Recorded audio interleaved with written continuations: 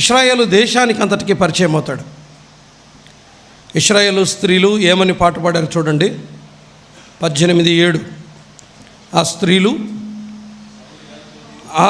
గాన ప్రతిగానములు చేయుచు సౌలు 1000 కొలది, దావీదు 10,000 కొలదియు శత్రువులను హతము చేసిరనిరి, గాన ప్రతిగానములు చేస్తూ అని. ఇప్పుడు దావీదు ఒక సెలబ్రిటీ అయిపోయాడు. దావీదు ప్రపంచానికి పరిచయం అయిపోయాడు. దావీదు గొప్ప వ్యక్తిగా ఇశ్రాయేలు దేశంలో నిలబడిపోయాడు. చాలామందికి ఈ పబ్లిక్ లైఫ్ అపియరెన్సెస్, ఈ బహిరంగ జీవితంలో సహజంగా మనం కోరుకునేది ఏంటి చెప్పండి? ఐడెంటిటీ, అంతే కదా.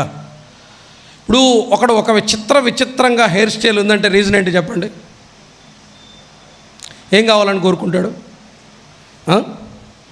ఐడెంటిటీ, నన్ను గుర్తించాలి అని. మీరు ఇప్పుడు జనరల్గా మీరు షాప్కి వెళ్ళినప్పుడు, బట్టలు సెలెక్ట్ చేసేటప్పుడు, డ్రెస్సెస్ సెలెక్ట్ చేసేటప్పుడు అందరూ తీసుకునే డ్రెస్సెస్ మీరు తీసుకుంటారా? జనరల్గా ఏం కావాలనుకుంటారు? ఎవరు తీసుకొనివి. రోడ్డు మీద ప్రతోడు అదే ప్యాంట్ అదే షర్ట్ వేసుకొని తిరుగుతుంటే నువ్వు అదే కొంటావా? ఛాన్స్ లేదు. ఎందుకని? నీకేం కావాలి? గుర్తింపు కావాలి, ఐకాన్షిప్. అంటే నన్ను గుర్తించాలి, నేను లోకానికి ఏమో తెలియాలి, నేను ప్రపంచానికి ఏంటో తెలియాలి, నన్ను గురించి లోకం రేపటి దినాన ఆలోచన చేయాలి. నేను ఒక సెలబ్రిటీ, నేను ఒక గుర్తింపు కలిగినటువంటి ఒక వ్యక్తిగా, నన్ను అందరూ నా వైపే, మనుషుల ఫోకస్ అంతే నా వైపు ఉండాలి. జనరల్గా అదే చేసేది. మీరు చూస్తుంటారు, మీరు చూడండి, వాస్తవానికి మనోళ్ళ ఒరిజినల్ వాకింగ్ స్టైల్ అది కాదు. అంతవరకు నార్మల్గా నడుస్తూ వస్తుంటాడు, కామన్గా నడుస్తూ వస్తుంటాడు రోడ్డు మీద. కొంచెం ఒక బ్యాచ్, ఒక గ్రూప్ ఆఫ్ గర్ల్స్ ఒక చోట కనపడితే ఆటోమేటిక్ తెలియదు, వాకింగ్ స్టైల్ మారిపోతుంది. హ్యాండ్ ఒకవైపు వెళ్ళిపోతుంది, ప్యాంట్ ఒకవైపు డిఫరెంట్గా వెళ్ళిపోతుంది. నెమ్మదిగా నడుపుకుంటూ వస్తుంటాడు స్కూటర్. కొంతమంది తెలిసిన వాళ్ళు ఫ్రెండ్స్ కానీ ఇంకెవరైనా కానీ కనపడితే అక్కడి నుండి ఇలా కట్టుకొడతాడు, అలా ఏంటి రీజన్ ఏంటి చెప్పండి? నన్ను గుర్తించాలి, నన్ను గుర్తుపట్టాలి, నేను ఒక ప్రత్యేకమైన వ్యక్తి అని లోకం భావించాలి. నలుగురిలో ఎవరికి తెలియని వాడిగా ఉండడానికి ఎవరికి ఇష్టం ఉండదు. వెరీ రేర్, చాలా తక్కువ మంది ఉంటారు, బయటికి రారు. వీళ్ళు నాకు అక్కర్లేదు, గుర్తింపు అక్కర్లేదు, వీళ్ళు అంతే. వీళ్ళు ఉరుములు వచ్చినా ఇంకా ఏమొచ్చినా వీళ్ళు మారరు. వాళ్ళు బతికింది తెలియదు, సచ్చింది తెలియదు, ఎంతకాలం భూమి మీద ఉన్నది తెలియదు, ఏమీ తెలియదు. ఊరికి కొంతమంది బతికేస్తారు, చచ్చిపోతారు, అంతే. కుక్క కూడా అంతే కదా, బతుకుతుంది, చచ్చిపోతుంది. కొంతమంది ప్రపంచానికి ఎవరికీ తెలియకుండా ఊరికి మనిషి అనేవాడు ఉన్నాడా లేడా అని తెలియకుండా బతికేస్తారు. సహజంగా ఈ వయసులో యవ్వన ప్రాయంలో ఉండే ఒక పెద్ద విషయం ఏంటంటే ఐడెంటిటీ క్రైసిస్. గుర్తించబడాలి, పబ్లిక్ లైఫ్లో నేను గుర్తించబడాలి. ఇప్పుడు మనం ఈ ఆత్మీయ రంగానికి వద్దాం, దేవుని సేవ పరిచర్య దగ్గరికి వద్దాం. స్థానిక సంఘాల్లో కూడా, స్థానిక సంఘ సేవలో కూడా, పరిచర్యలో కూడా సహజంగా ప్రభువు చేతిలో మనం చాలా గొప్పగా వాడబడాలని ఆశ ఉంటుంది. నా వయసు 18 ఏళ్ళు, ఇంకా 20 ఇయర్స్ ఉండొచ్చు. ఎడ్వర్డ్ విలియమ్స్ గారు, ఇప్పుడున్న ఎడ్వర్డ్ విలియమ్స్ గారు, అప్పుడు ఇంత పాపులారిటీ లేదు ఆయనకు. ఒక ఫంక్షన్ హాల్లో, క్రిస్మస్ ఫంక్షన్లో వాక్యం చెప్పడానికి వచ్చాడు. ఆయన వర్తమానం విన్న తర్వాత నాకు ఒక కోరిక పుట్టింది. ఏమంటే నేను ఆయన మాదిరి కావాలి.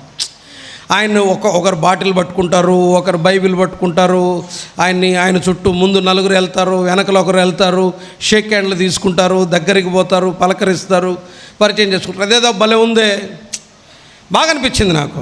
మనం బయట ఏమీ హీరోలు కాలేము, ఇంకేమీ కాలేము. ఏమైనా అయితే ఎక్కడ కావాలి? ఇక్కడే కావాలి అని అనుకున్నా, ప్రయత్నం చేశా, కాలా. నన్ను ఎవడూ పట్టించుకోలే, నన్ను గురించి ఎవరు ఆలోచన చేయలేదు. దేవునికి కూడా, వినండి ఈ మాట వినండి, దేవునికి కూడా హీరోలు కావాలి. దేవునికి కూడా బహిరంగ జీవితంలో విక్టోరియస్ లైఫ్, జయ జీవితాన్ని జీవించేవారు కావాలి. దేవునికి కూడా కొన్ని స్ట్రేంజ్ పర్సనాలిటీస్ కావాలి. దేవునికి కూడా దావీదు లాంటి యవనస్తులు కావాలి. ఎలా వస్తారు? డేవిడ్ లైఫ్, ఈ దావీదు జీవితం పబ్లిక్ లైఫ్లోకి రావటానికి కొన్ని రీజన్స్ ఉన్నాయి. నేను ఆ స్టెప్స్ జాగ్రత్తగా మీరు గమనించండి. బహిరంగ జీవితంలో దావీదు ఓవర్ నైట్ హీరో అయిపోయి సౌలు వేల కొలది, దావీదు 10,000 కొలది హతము చేసిరని స్త్రీలు గాన ప్రతిగానాలు చేశారు. ఇశ్రాయేలీలకు అందరికీ దావీదు పరిచయం అయిపోయాడు. అనేకులు దావీదును గుర్తిస్తున్నారు. గొప్ప పేరు వచ్చింది. పేరు తెచ్చుకోండి అని నేను మీకు చెప్పట్లేదు, కానీ దేవునికి బహిరంగ జీవితంలో ఆయన కొరకు గెలిచేవారు కావాలి, ఆయన కొరకు విజయాలు సాధించేవారు కావాలి. దావీదు ఫిలిస్తీయుని కంటే బలాఢ్యుడు ఎలా కాగలిగాడు? దావీదు ఫిలిస్తీయుని కంటే శక్తిమంతుడు ఎలా కాగలిగాడు? ఈ బహిరంగ జీవితంలో దావీదు యొక్క విజయానికి కారణాలేంటి? 3 విషయాలు మనం ఆలోచన చేద్దాం.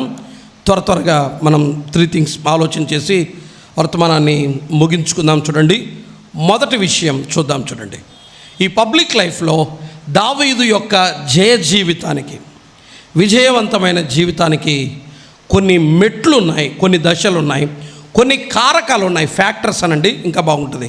Some factors are there. కొన్ని ఫ్యాక్టర్స్ ఉన్నాయి. ఆ కారకాలు ఏంటో ఒక 3 ఆలోచన చేసి వర్తమానాన్ని మనం ముగించుకుందాం. నెంబర్ 1, సమూయేలు మొదటి గ్రంథం 17వ అధ్యాయం 17వ వచనం. యెషయి తన కుమారుడైన దావీదును పిలిచి, నీ సహోదరుల కొరకు వేయించిన ఈ గోధుమలలో ఒక తూమెడును ఈ 10 రొట్టెలను తీసుకొని దండులోనున్న నీ సహోదరుల దగ్గరకు త్వరగా పొమ్ము. మరియు ఈ 10 జున్నుగడ్డలు తీసుకొని పోయి వారి సహస్రాధిపతికిము. నీ సహోదరులు క్షేమముగా ఉన్నారో లేదో తెలుసుకొని వారి యొద్ద నుండి ఆనవాలు ఒకటి తీసుకొని రమ్మని పంపివేశాను. సీన్ మీకు తెలుసు కదా, ఇక్కడ జరిగిన సందర్భం తెలుసు కదా.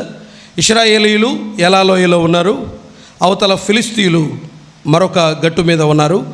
39 రోజులుగా ఏం జరుగుతుంది? వాళ్ళ మధ్య సవాళ్ళు జరుగుతున్నాయి. ఫిలిస్తీయులు ఈ వైపు నిలబడి ఇశ్రాయేలీయుల్ని సవాలు చేస్తూ ఉన్నారు. వాళ్ళల్లో ఒకడు నిలబడ్డాడు, 6 మూరల జానుడు కలిగిన ఒకడు.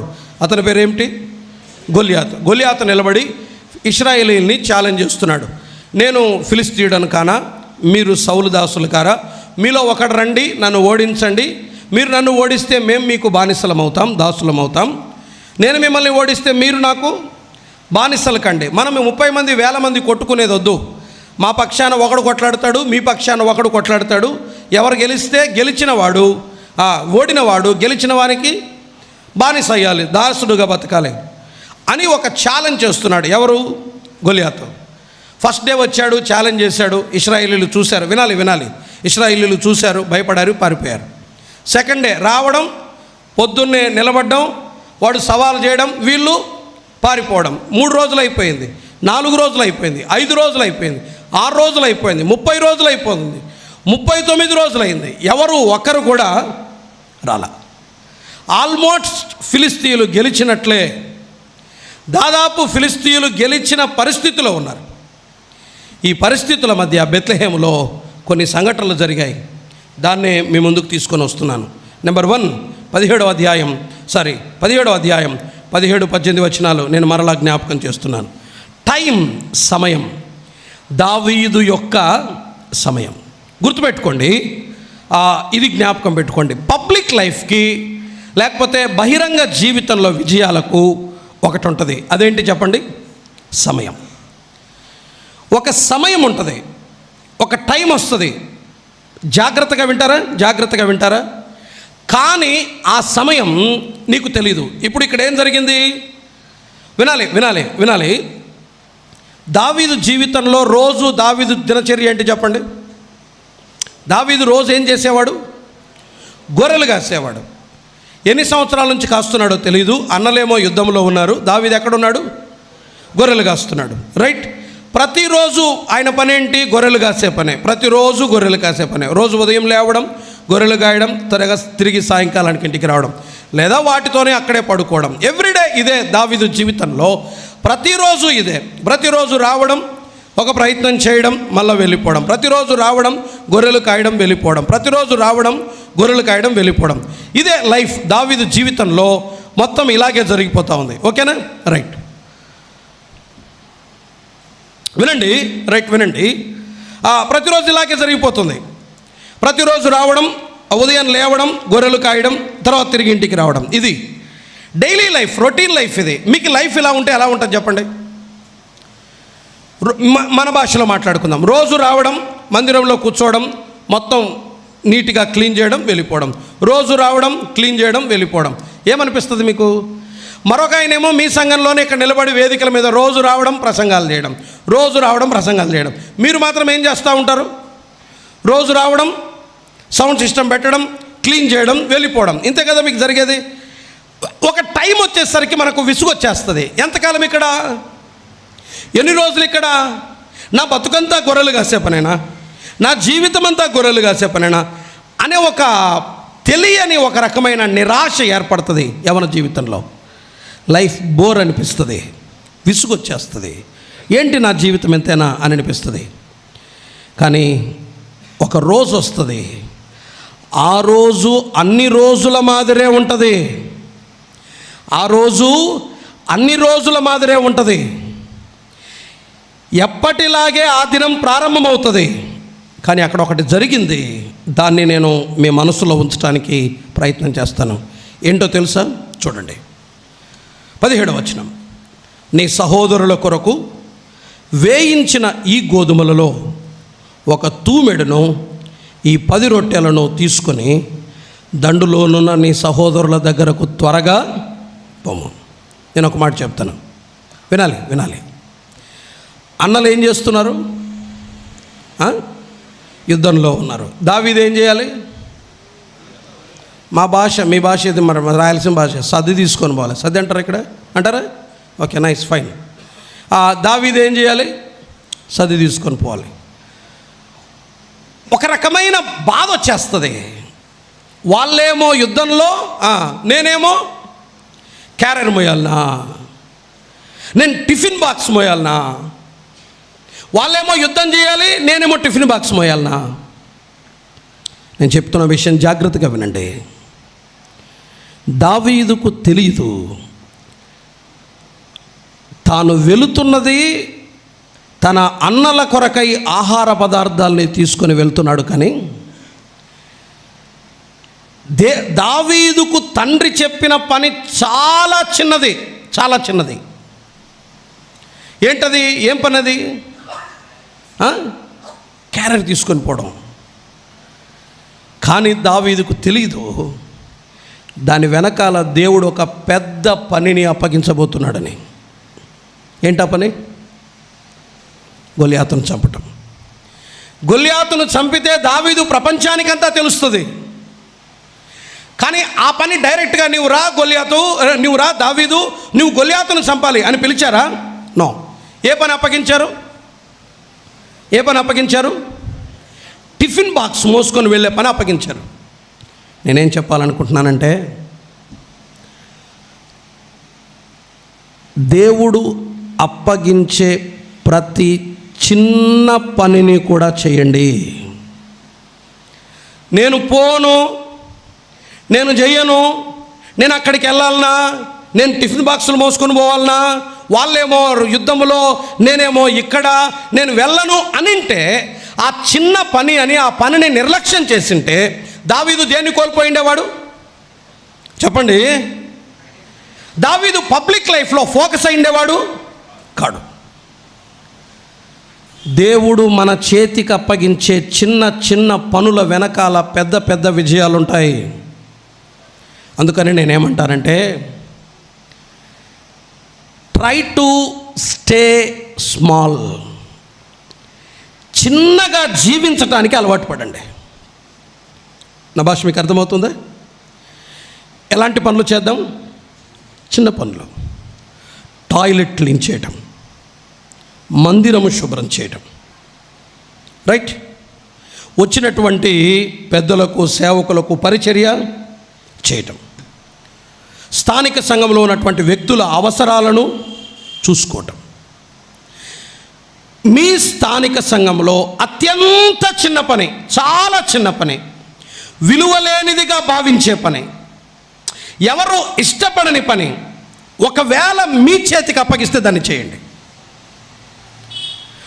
మీరు కనుక ఆ సమయానికి దావీదు లేడు, మరొకరికి అప్పగించి పంపించాడు. ఎవరు? యెషయి వాళ్ళ నాన్న. ఏం మిస్ అయ్యిండేవాడు?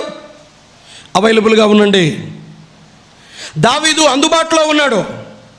చిన్న పని అని నిర్లక్ష్యం చేయలేదు, అసూయతో ఆ పనికి దూరం కాలేదు.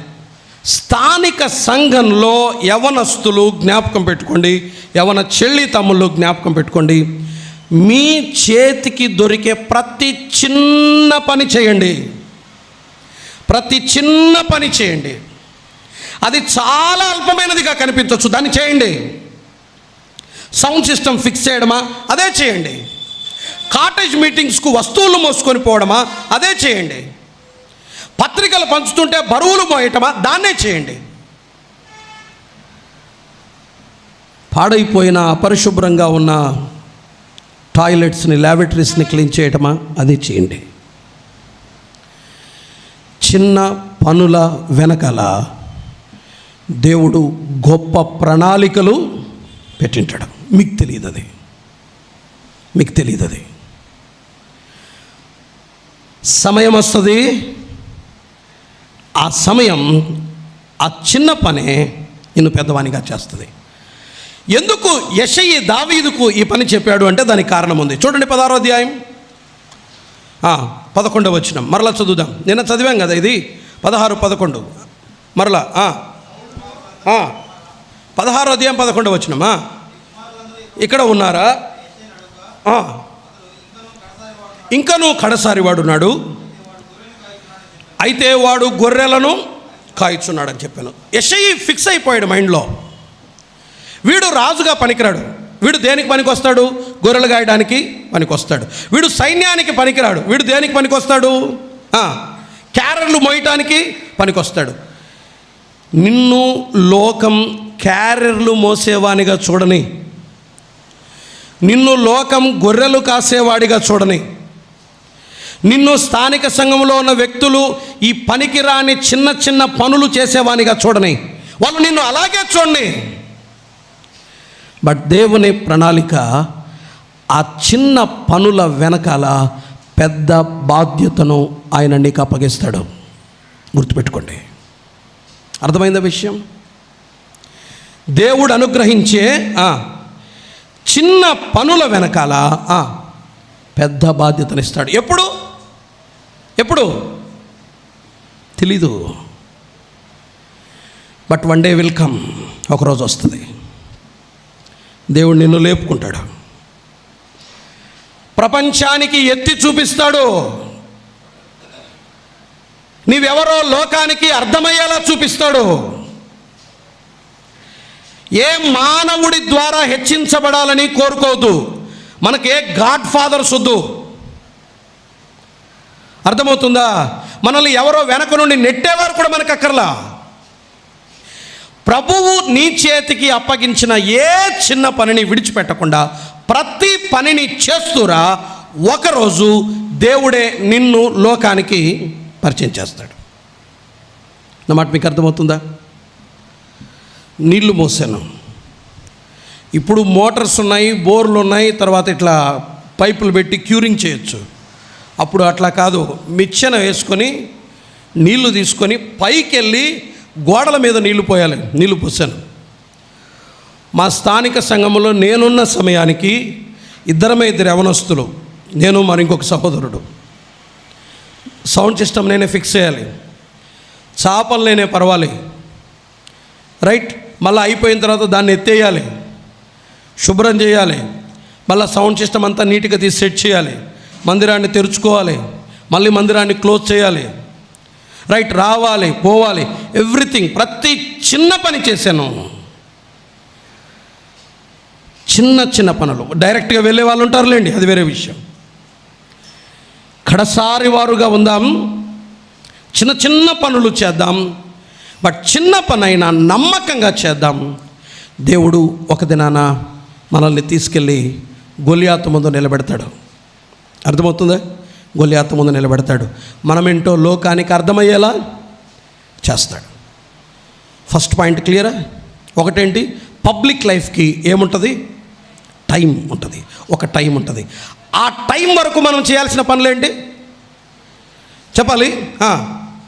ఆ టైం వరకు మనం చేయాల్సిన పనులేంటి, మన చేతికి దొరికే ప్రతి చిన్న పని చేయటం. ఇంకొకటి మీకు క్లారిటీ, మీకు ఇంకొకటి స్పష్టత ఇస్తాను, జాగ్రత్తగా ఉండాలి. గొల్యాతు దగ్గరికి వెళ్ళి నిలబడాలని ట్రై చేయొద్దు. మన ఉద్దేశాలు అవి కాకూడదు. నేను వెళ్ళాలి, గొల్యాతుతో కొట్లాడాలి, రైట్, గొల్యాతు ముందు నేను పోరాడాలి, నేను గెలవాలి, అస్సలు ఎక్స్పెక్ట్ చేయొద్దు. ఆ ఆలోచనలే వద్దు. దావీదు అలా ఊహించలా. నేను చేతికి అప్పగించిన చిన్న పనులను చేస్తూ వచ్చాడు. ఇది మీకు అర్థమైతే సంఘాల్లో యవనస్తులు, పెద్దలకు, నాయకులకు, సేవకులకు సమస్యలు కాకుండా ఉంటారు. ప్రభు మీ చేతికి అప్పగించిన ప్రతి చిన్న పని చేయండి. మీ తలకెక్కుతుందా నేను చెప్తున్న విషయం? రైట్. ఎంత చిన్న పనైనా ప్రభు మీ చేతికి అప్పగించిన పనిని చేయండి. నేను మాటికి నొక్కి చెప్పటానికి కారణం ఏంటంటే, పెద్ద పెద్ద పనుల వైపు, పెద్ద పెద్ద స్థానాల వైపు, పెద్ద పెద్ద పదవుల వైపు, పెద్ద పెద్ద అధికారాల వైపు మీ మనస్సు వెళ్లకుండా జాగ్రత్త పడండి. ప్రభు మన చేతికి అప్పగించిన చిన్న పనిని నమ్మకంగా చేద్దాం. దీన్ని తీసుకెళ్ళి నీ అన్నలకి ఇద్దాం, అంతే. దీన్ని తీసుకెళ్ళి మీ అన్నలకి ఇద్దాం. కానీ వెళ్ళింది అన్నలకి ఇవ్వడానికి కాదు. ఎందుకు వెళ్ళాడు? దేవుని చిత్తం ఏంటి? ఆ చిన్న పని వెనకాల ఏం దాచిపెట్టాడు? పెద్ద విజయాన్ని దాచిపెట్టాడు. మీ చేతికి దేవుడు అప్పగించే చిన్న పని వెనకాల దేవుడు గొప్ప విజయాలను మీ కొరకు దాచిపెట్టి ఉంటాడు. అంటే క్లియరా? రైట్. నెంబర్ 2, సెకండ్ పాయింట్, 17వ అధ్యాయం, సమూయేలు మొదటి గ్రంథం 17వ అధ్యాయం మరొక్క వచనాన్ని చదువుదాం. 17వ అధ్యాయం 40వ వచనం. తన కర్ర చేత పట్టుకుని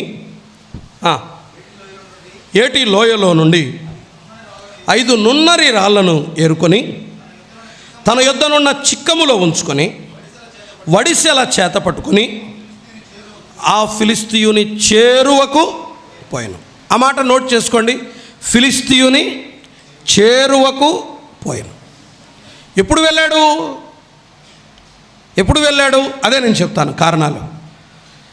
ఫిలిష్తీయుని చేరువకు పోయాను. ఎప్పుడు వెళ్ళాడు అంటే దానికి కారణం ఉంది. నేను ఇక్కడ ఒక మాట చెప్తారా? సెకండ్ థింగ్, రెండవది ఏంటంటే, సెకండ్ ఫ్యాక్టర్ ఏంటంటే విశ్వాసం, ఫెయిత్, విశ్వాసం. గొల్యాతును ఎదుర్కోగలిగిన విశ్వాసం. ఆ ఫిలిష్తీయుని చేరువకు పోయాను. గొల్యాతును ఎదుర్కోగలిగిన విశ్వాసం. ఆ ఫిలిష్తీయుని చేరువకు పోయాను. అంత గొప్ప పనికి ముందుకెళ్ళిపోయాడు. ఏ పరిస్థితుల మధ్య? నేను 3 విషయాలు చెప్తాను, గుర్తుపెట్టుకోండి. సమూయేలు మొదటి గ్రంథం 17వ అధ్యాయం 28వ వచనం.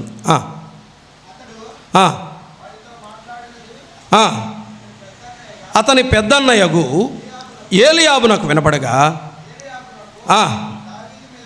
కోపము వచ్చి దావీదుతో, నువ్వెందుకు వచ్చావు? ఆ చిన్న గొర్రె మందను ఎవరి వశం చేశావు? నీ గర్వమును, నీ హృదయమును, చెడుతనమును నేను ఎరుగుదును. చాలు. ఎవరన్నది మాట? ఏలీయాబు. సరే, ఎవరు ఏమవుతాడు? సొంత అన్న. గొల్యాతు దగ్గరికి వెళ్తూ ఉంటే సొంత అన్న ఏమన్నాడంటే, నువ్వు ఎంత చెడ్డోడో నాకు తెలుసు, నీ హృదయం ఎంత గర్వం కలిగిందో నాకు తెలుసు, బాధ్యత లేనోడా, గొర్రెలు నీ చేతికి అప్పగిస్తే యుద్ధానికి వస్తావా? అది అతని ఉద్దేశం. నువ్వు చేయాల్సిన పని ఏంటి? గొర్రెలు కాసే పని. ఇప్పుడు ఎక్కడొచ్చావు నువ్వు? యుద్ధం దగ్గరికి వస్తావా అనలేదా ఇప్పుడు మిమ్మల్ని? నన్ను అన్నారు, నీకెందుకు ఈ పని, నీకేమవసరం ఈ పని, నీ చేతికి నువ్వు చెప్పిన పని నువ్వు చెయ్యి, నీకెందుకు ఈ పని, నీకేమవసరం ఈ పని? దావీదు విశ్వాసం ఎలాంటిదంటే, వింటున్నారా? దావీదు విశ్వాసం ఎలాంటిదంటే, అన్నలు నిందించిన, నిరాకరించిన వెనుకకు వెళ్ళ, దేవుని కొరకు నిలబడ్డప్పుడు, దేవుని కొరకు కార్యాలు చేస్తున్నప్పుడు ఏం చేస్తారు? అన్నలు ఏం చేస్తారు? అన్నలంటే ఎవరు? సోదరులు. ఏం చేస్తారు? నిందిస్తారు, అవమానిస్తారు, తిరస్కరిస్తారు, నిరుత్సాహపరుస్తారు, నిరాశపరుస్తారు. తప్పకుండా ఫేస్ చేస్తావు.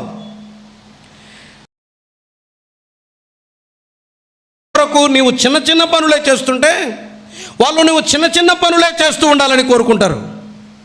బాగా వినండి, బాగా వినండి. ఒకవేళ ఇదే మాట మనల్ని అంటే, మందిరం మానుకొని, ఇదేం చర్చి, ఆయనేం సేవకుడు, వీళ్ళేం పెద్దలు, వీళ్ళే ఉండాలంట, మేము చేయకూడదంట, మేము ఉండకూడదంట, రైట్? వెళ్ళిపోతామా లేదా వెనక్కి? యవ్వన ప్రాయంలో, మీ వయసులో నిరాశ, నిస్పృహలు వచ్చినప్పుడు, నిరాకరణలు వచ్చినప్పుడు, నిందలు వచ్చినప్పుడు మనం చేసే మొట్టమొదటి పని ఏంటంటే బ్యాక్ స్టెప్ వేస్తాం, వెనక్కడుగు వేస్తాం. ముందుకు రాం.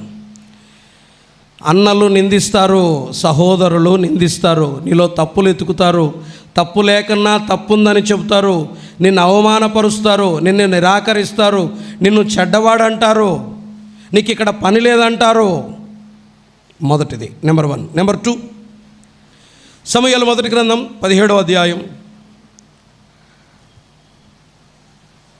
33వ వచనం చూస్తారా?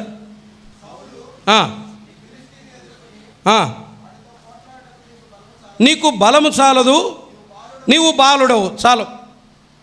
వాడు బాల్యము నుండి విద్యాభ్యాసం చేస్తున్నాడు. నాయకులు ఏమంటారు? సోదరులు ఏమంటారు? నువ్వు చెడ్డోడివి, నువ్వు మంచోడివి కాదు, నీ హృదయం నాకు తెలుసు, నీ చెడుతనం నాకు తెలుసు అంటారు. ఎవరు? సహోదరులు. ఓకే. రెండవది, దావీదునేమన్నారు? రెండవది, నాయకుడు ఏమన్నాడు? నీవు బాలుడవు, నీవు పిల్లోడివి, నీ చేత కాదు, నీ వల్ల అవ్వదు, రైట్? నువ్వు గెలవలేవు, నువ్వు పోరాడలేవు. నాయకులు నిరుత్సాహపరుస్తారు. బాబు వినాలి. దావీదును నాయకుడిని నిరాశపరిచాడు. అతనికి యుద్ధాభ్యాసం తెలుసు, నీకు యుద్ధం తెలీదు, నువ్వు గెలవలేవు, నువ్వు పోరాడలేవు, నీ వల్ల కాదు, నువ్వు చేయలేవు. పోనీ వాళ్ళు చేస్తున్నారా? లే. రోజు రావడం, నిలబడడం, మళ్ళీ రాత్రి పోవడం. 39 రోజులు అవుతుంది. ఒకడు ముందుకొచ్చి పోరాడతానంటుంటే ఆ నాయకుడు ఏమన్నాడు? నీవు బాలుడు, నీకు బలం చాలదు, అతడేమో విద్యాభ్యాసం చేసినాడు, నీవైతే చేయలేదు. నాయకులు ఏం చేస్తారు?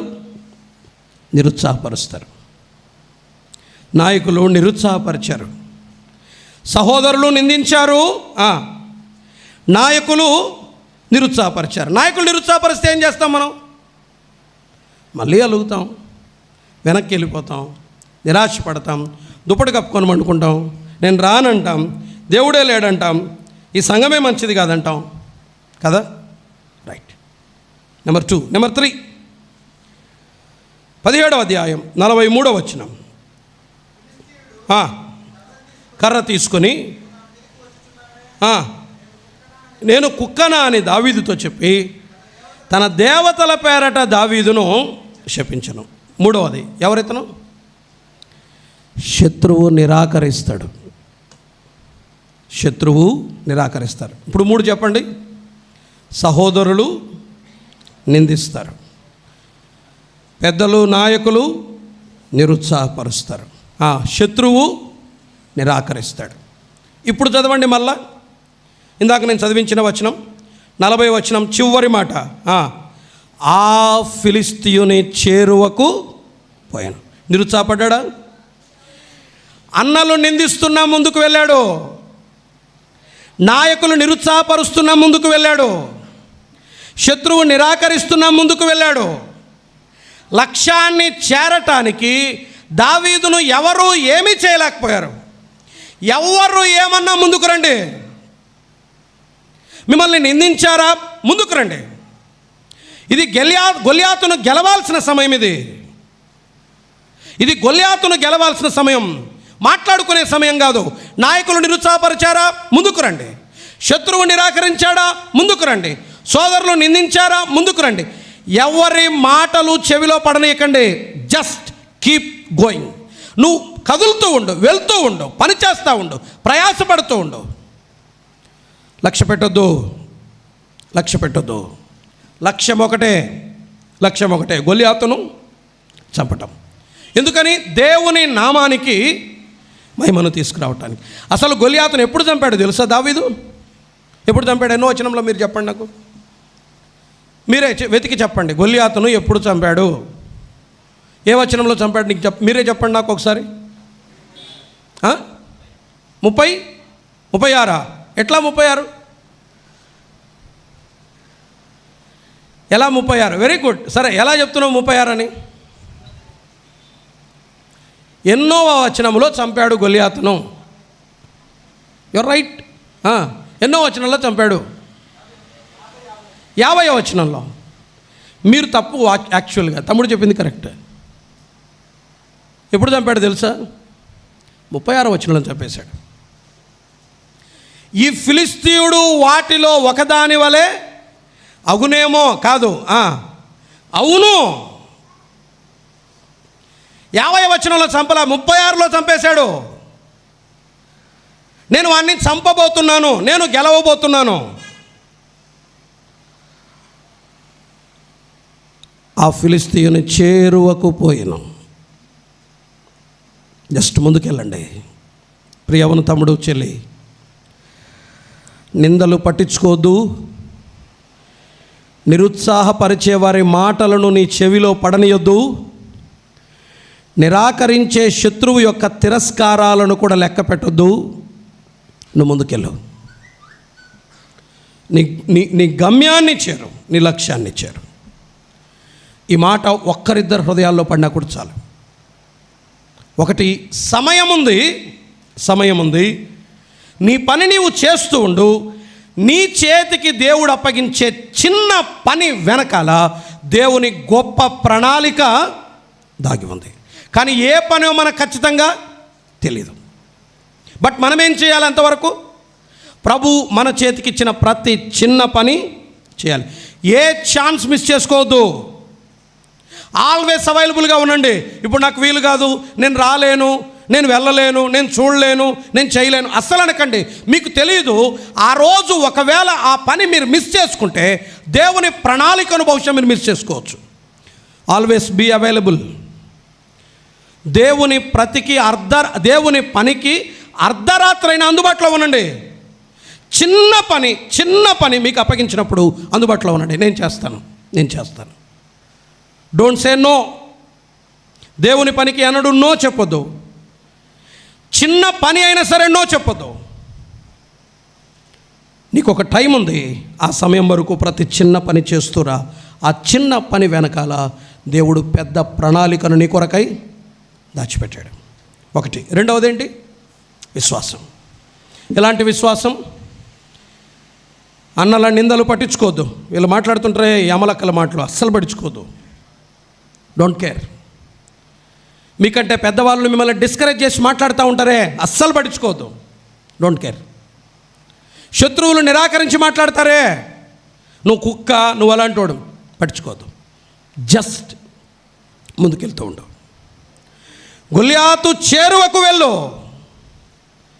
గెలిచేంత వరకు వెనుతిరిగి చూడొద్దు.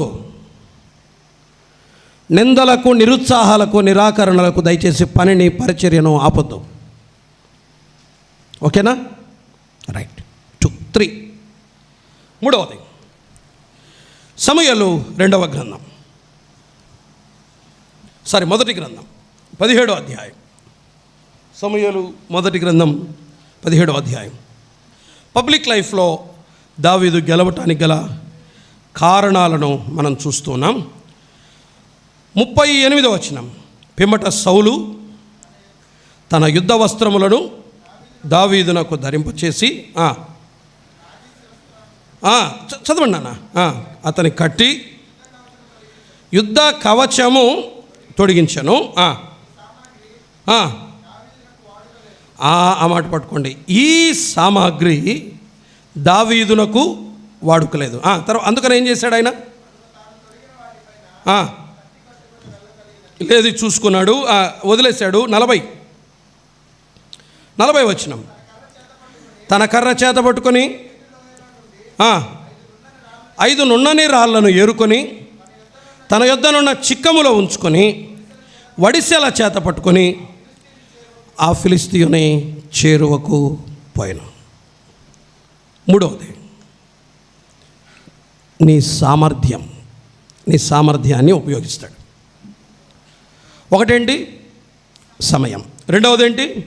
విశ్వాసం. మూడవదేంటి? సామర్థ్యం. కొంచెం ఆలోచించేద్దాం. నేను మీకు అర్థమయ్యేటట్టే చెప్తున్నాను కదా. చిన్న పిల్లలు ఉన్నారు, మీకు కూడా అర్థమవుతుందా లేదా? బహుశా నేను సండే స్కూల్ టీచర్ అవతారం ఎత్తినట్టుంది ఇప్పుడు నేను మీతో మాట్లాడుతుంటే. ఇట్లా మాట్లాడిన యాక్చువల్గా నేను అట్లా మాట్లాడాల్సి వస్తుంది మీకు అర్థం కావడానికి. రైట్, ఓకేనా? మూడవదేంటి? సామర్థ్యం. గొలియాత్ దగ్గరికి వెళ్ళటానికి దావీదు నిలబడ్డాడు.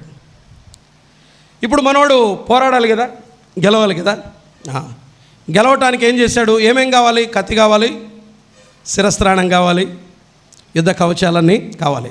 వేసుకున్నాడు, సరిపోలే. కత్తి కట్టుకున్నాడు, ఇబ్బంది అనిపించింది. ఒక మాట అన్నాడు, ఇవి నాకు వాడుక లేదు. గొలియాతను ఎదిరించాలి, ఇప్పుడు నేను ప్రిపేర్ అవ్వాలి అని జిమ్ముకు పోయి డంబెల్స్ పెట్టుకొని, లేకపోతే ఏమంటారు వీటిని, ఏమంటారు, పుషప్స్ చేసి బలం సంపాదించుకొని వస్తానంటే ఆ లోపల వీళ్ళు ఓడిపోతారు. దావీదు అప్పటికి యుద్ధ కవచాలు ధరించుకోవటానికి చేత కాదు, శిరస్త్రాణాన్ని మోయలేడు, కత్తిని పట్టుకోలేడు. కానీ దావీదు చేతికి ఒకటిచ్చాడు దేవుడు బాల్యము నుండి. దావీదు చేతికి బాల్యము నుండి ఒకటిచ్చాడు, తన వాడుకైన పనిచ్చాడు. ఏంటది? వడిసెల. గొల్యాతును చంపటానికి దావీదు వాడింది కత్తి కాదు, ఏమీ కాదు, తల నరకటానికి వాడాడులేండి, అది రెండవది. కానీ పడగొట్టడానికి వాడింది దేన్ని? వడిసెల్ని. వాడు నిరాకరించాడు. నేనేం కుక్కను అనుకున్నావరా? వాడే చెప్పుకున్నాడు వాని గురించి. కొంతమంది చెప్పుకుంటుంటారు వాళ్ళ గురించి వాళ్ళే, నేనేం కుక్కనా అంటే ఎందుకు డౌటు? ఎప్పుడు అట్లా చెప్పవద్దండి. నేను కుక్కనా అని అంటే డౌట్ వస్తుంది. సేమ్ అంటారు వాళ్ళు, అంతే. కొన్నిసార్లు మన గురించి మనమే చెప్పుకుంటుంటాం, నేనేమన్నా కుక్కనా, నేనేం పందిలా ఉన్నానా నీకు, ఇట్లా మాట్లాడుతుంటాం కదా. అదే మాట అన్నాడు, నేనేమైనా కుక్కనా అని అన్నాడు. ఎగ్జాక్ట్లీ కరెక్టే. అతని నోటితోనే చెప్పాడు. కుక్కను కొట్టడానికి పోయినట్టే పోయాడు ఆయన. కర్ర చేత పట్టుకున్నాడు, రాయి చేత పట్టుకున్నాడు, వడిసెల చేత పట్టుకున్నాడు. దావీదుకు పరిచయం ఏంటి చెప్పండి? దావీదుకు అలవాటు ఏంటి? వడిసెలే. మీరు వినాలి. ప్రభు పని చేయాలంటే, వింటున్నారన్నమాట, మీరు ప్రభు పని చేయాలంటే, హలో లిజన్ కేర్ఫుల్లీ. మీరు ప్రభు పని చేయాలంటే ఇక్కడొచ్చి ప్రసంగించాల్సిన పని లేదు. ఇక్కడ ప్రసంగిస్తేనే శత్రువుని గెలిచినట్లు కాదు. మీకు దేవుడు ఏ పని ఇచ్చాడు, నువ్వేం చేయగలవు? నీ చేతిలో ఏముంది? దాన్నే వాడుకుంటాడు. నా భాష మీకు అర్థమవుతుందా? నా మాట మీకు అర్థమవుతుందా? దేవుడు నీకు ఏదైతే నీ చేతిలో పెట్టాడో, నీకు ఒక టాలెంట్ ఉంది, నీకు ఒక సామర్థ్యం ఉంది, నీ దగ్గర ఒక ప్రవీణత ఉంది, నీవు ఒక విషయంలో బాగా స్కిల్డ్, నువ్వు ఒక విషయంలో నిన్ను మించిన వారు లేరు. దానినే తన కొరకు ఆయన వాడుకుంటాడు. అర్థమవుతుందా? నీకు ఏదైతే నీ చేతిలో దేవుడు పెట్టాడో దాన్నే వాడుకుంటాడు. మోషే, వినాలి, మోషే ఐగుప్తీయుల చేతుల నుండి ఇశ్రాయేలుని విడిపించడానికి వెళ్తున్నాడు. ప్రభువా, ఎట్లా ప్రభువా, ఎలా చేయమంటావంటే ఒక మాట అంటాడు మోషేతో, నీ చేతిలో ఏముంది అంటాడు. ఏముంది? ఇప్పుడు నేను ఆ ప్రశ్న ఇస్తున్నాను, మీ చేతిలో ఏముంది? దావీదు చేతిలో ఏముంది? వడిసెల ఉంది. మోషే చేతిలో ఏముంది? కర్ర ఉంది. ఫిలిస్తీన్లు 1000 మంది వచ్చారు. సంసోను అక్కడున్నాడు. అటు ఇటు చూశాడు. చచ్చిపోయిన గాడిద కనపడింది. పచ్చి గాడిద, దవడ ఎముక. దవడ ఎముకను తీసుకున్నాడు. దాంతోనే 1000 మందిని చంపాడు. నీ చేతిలో ఏముంది? లోకానికి గాడిద దవడ ఎముకతో శత్రువులు గెలుస్తావా? ఒడిశలతో గొలియాతును చంపుతావా? కర్ర పట్టుకొని ఐగుప్తుల నుండి చేతిలో నుండి ఇశ్రాయేలుని విడిపిస్తావా? ఇవన్నీ అయ్యే పని కాదు. జిమ్ముకెళ్ళు, లేకపోతే బైబిల్ కాలేజీకి పో, బాగా తర్బీదు పొందు, బాగా ప్రవీణత సంపాదించు. నువ్వు ఒంటరిగా కూర్చొని అద్దం ముందు నిలబడి ప్రసంగాలు చేయి, లేకపోతే మ్యూజిక్ స్కూల్కి వెళ్ళు, పాట పాడు, అది నేర్చుకో, ఇది నేర్చుకో. ఇవన్నీ తీసుకో, అవసరమే లేదు. దేవుడు నీ చేతిలో ఏం పెట్టాడు? నీవు మరొకరిలా మారటానికి ప్రయత్నం చేయొద్దు. నీకు ఒక టాలెంట్ ఇచ్చాడు, నీకు ఒక వరం ఇచ్చాడు, నీకు ఒక సామర్థ్యం ఇచ్చాడు. దానిని ఆయన కొరకు వాడు. మోషే గెలిచింది శత్రువులనే, కానీ కర్రతో. సంసోను గెలిచింది కూడా శత్రువులనే, కానీ దవడ ఎముకతో. దావీదు గెలిచింది కూడా శత్రువునే, కానీ దేంతో? వడిసెలతో. ఇంకా చెప్పండి, ఎవరైనా ఉన్నారా? అన్యూజువల్ వెపన్స్ వాడిన వాళ్ళు ఇంకెవరైనా ఉన్నారా బైబిల్లో? అన్యూజువల్ వెపన్స్ అంటే అసాధారణమైనటువంటి పరికరాలు వాడి శత్రువులు గెలిచిన వారు. సీసెరా అని వాడిని యాయేలు చంపింది దేంతో చెప్పండి? మేకు సుత్తే ఏసి కనతలో తెగ్గొడితే చచ్చిపోయాడు. ఒక స్త్రీ ఏమి అందుబాటులో ఉందో అదే. దేవుడు నీ చేతికి ఏమిచ్చాడో దాన్నే వాడు. నువ్వు నాలా మారటానికి ప్రయత్నం చేయొద్దు. నీవు మీ స్థానిక సంఘ సేవకుడు, ఇందులో ప్రవీణుడు కాబట్టి నేను అట్లా అవుతా, వద్దు. నీ చేతికి ఏమిచ్చాడు? నువ్వు పాడగలవా? నీ పాటనే వాడుకో ప్రభు మహిమార్థమై. నువ్వు పరిచర్య చేయగలవా? దాన్నే వాడు.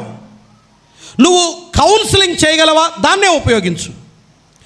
నీ చేతికి దేవుడు ఏ పనినిచ్చాడో ఆ పనినే ప్రభు కొరకు ఉపయోగించు. దానితోనే శత్రువుకి అవమానాన్ని కలిగించు, దేవుని నామానికి మహిమను తీసుకురా. అంతే.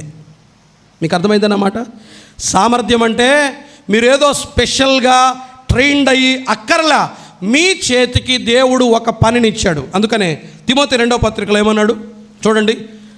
నేను ఎక్కువ వచనాలు చదివించడం నాకు ఇష్టం లేదు, మీ కాన్సన్ట్రేషన్ తప్పకుండా మీకు విషయం అర్థమయ్యేలా చెప్తే చాలు.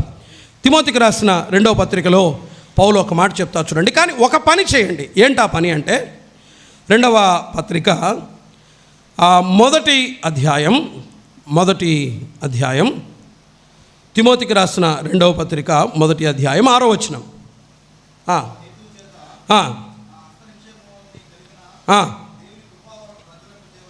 దేవుని కృపావరమును ఏం చేయమన్నాడు? ప్రజ్వలించడం అంటే జ్వలించటం వేరు, ప్రజ్వలించటం వేరు. జ్వలించడం అంటే మండుతూ ఉంటుంది, ప్రజ్వలించడం అంటే మరింత మండించు. నీకు ఒక దేవుడు ఒక సామర్థ్యం ఇచ్చాడు కదా, దాన్ని ఇంకా పదును పెట్టు. నీవు ఒక ప్రొఫెషనల్ కావాలి దేవుడు నీకు ఇచ్చిన వరంలో. వచ్చులే ఓవర్ కాన్ఫిడెన్స్ ఏం చేసిందో ఐపీఎల్ ఎంతమంది పెద్ద పెద్ద బడా ప్లేయర్లందరి 0, 2, 3లకు పోతే అన్నోన్ ప్లేయర్స్ కదా, అనామకులు. శశాంక్ సింగ్ ఎవడు హీరో అయిపోయాడు, తిలక్ వర్మ ఎవడు హీరో అయిపోయాడు. ఈ పెద్ద ఈ రోహిత్లు, కోహ్లీ పర్లేదులేండి, ఈ రోహిత్లు వీళ్ళంతా ఏమయ్యారు చెప్పండి? 2, 3, 18, 20. మన ఏదో పొరపాటున కొట్టాడు టన్ను, ఎవరు? సూర్యకుమార్ యాదవ్. అంతే కదా జరిగింది. నేను చూస్తుంటాను, అదే చెప్తున్నాను. అనామకులు. ఎందుకని నెగ్లెక్ట్ చేయటం? దేవుడు నీకు అనుగ్రహించిన వరాన్ని, దేవుడు నీ చేతికి ఇచ్చిన పనిని నువ్వేం చేయకూడదు? నిర్లక్ష్యం చేయకూడదు. సానపెట్టు, ప్రజ్వలింపచేయి. స్కిల్డ్ అయిపోవాలి. కీబోర్డ్ వాయించగలవా? దాంట్లో నువ్వు ప్రొఫెషనల్ అయిపో. పాడగలవా? ప్రొఫెషనల్ అవు. వాక్యం చెప్పగలవా? ప్రొఫెషనల్ అవు. పర్సనల్ ఇవాంజలిజం చేయగలవా? ప్రొఫెషనలిజం. నువ్వు నీకున్న దాన్ని ఏం చేయి, పక్కోడిది ఎక్స్పెక్ట్ చేయదు. సౌలు కత్తి తీసుకొని నాకు ఇది బాగుంటుందేమో, సౌలు శిరస్త్రానం తీసుకొని నాకు ఇది బాగుంటుందేమో, సౌలు యుద్ధ కవచం తీసుకొని నాకు ఇది బాగుంటుందేమో. అస్సలతో నీకేమిచ్చాడు? మోషతో ఏమన్నాడు? నీ చేతిలో ఏముంది? That's it. ఏముంది? నీకేమిచ్చాడు దేవుడు? నీకు అర్థమవుతుందా? నీకేమిచ్చాడు దేవుడు? మా దగ్గర ఒక అన్న ఉన్నాడు, నాకు తెలిసిన ఒక బ్రదర్ ఉన్నాడు. ఆయనకి ప్రసంగికుడు కావాలని భలే ఇష్టం. సరే అని ఆయన ఆశను తీసి నిలబెడతాం. ఏమీ చెప్పడు, బాధేస్తుంది. కానీ పర్సనల్గా ఒక వ్యక్తిని వ్యక్తిగతంగా మాట్లాడతాడు. ఒక్కొక్క వ్యక్తితో మాట్లాడతాడు. ఎంత చక్కగా మాట్లాడుతాడు, అంత చక్కగా మాట్లాడతాడు. ఎదుటిన్నవాడు ఒప్పుకొని ప్రభు నమ్ముకొని వెళ్ళిపోతాడు. అంత చక్కగా మాట్లాడతాడు. ఏం చేయగలడు? ఒక్క వ్యక్తికి బాగా చెప్పగలడు, కానీ 300 మందికి చెప్పలేడు. తనకేం కావాలని ఉంది? 300 మందికి చెప్పాలా ప్రసంగికుడు కావాలని ఉంది, కానీ తన చేతన ఏమవుతుంది?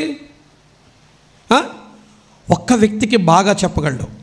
పర్సనల్ ఇవాంజలిజం, పర్సనల్ కౌన్సిలింగ్ చాలా బాగా చేయగలడు. దాన్నే ఫోకస్ చేయండి.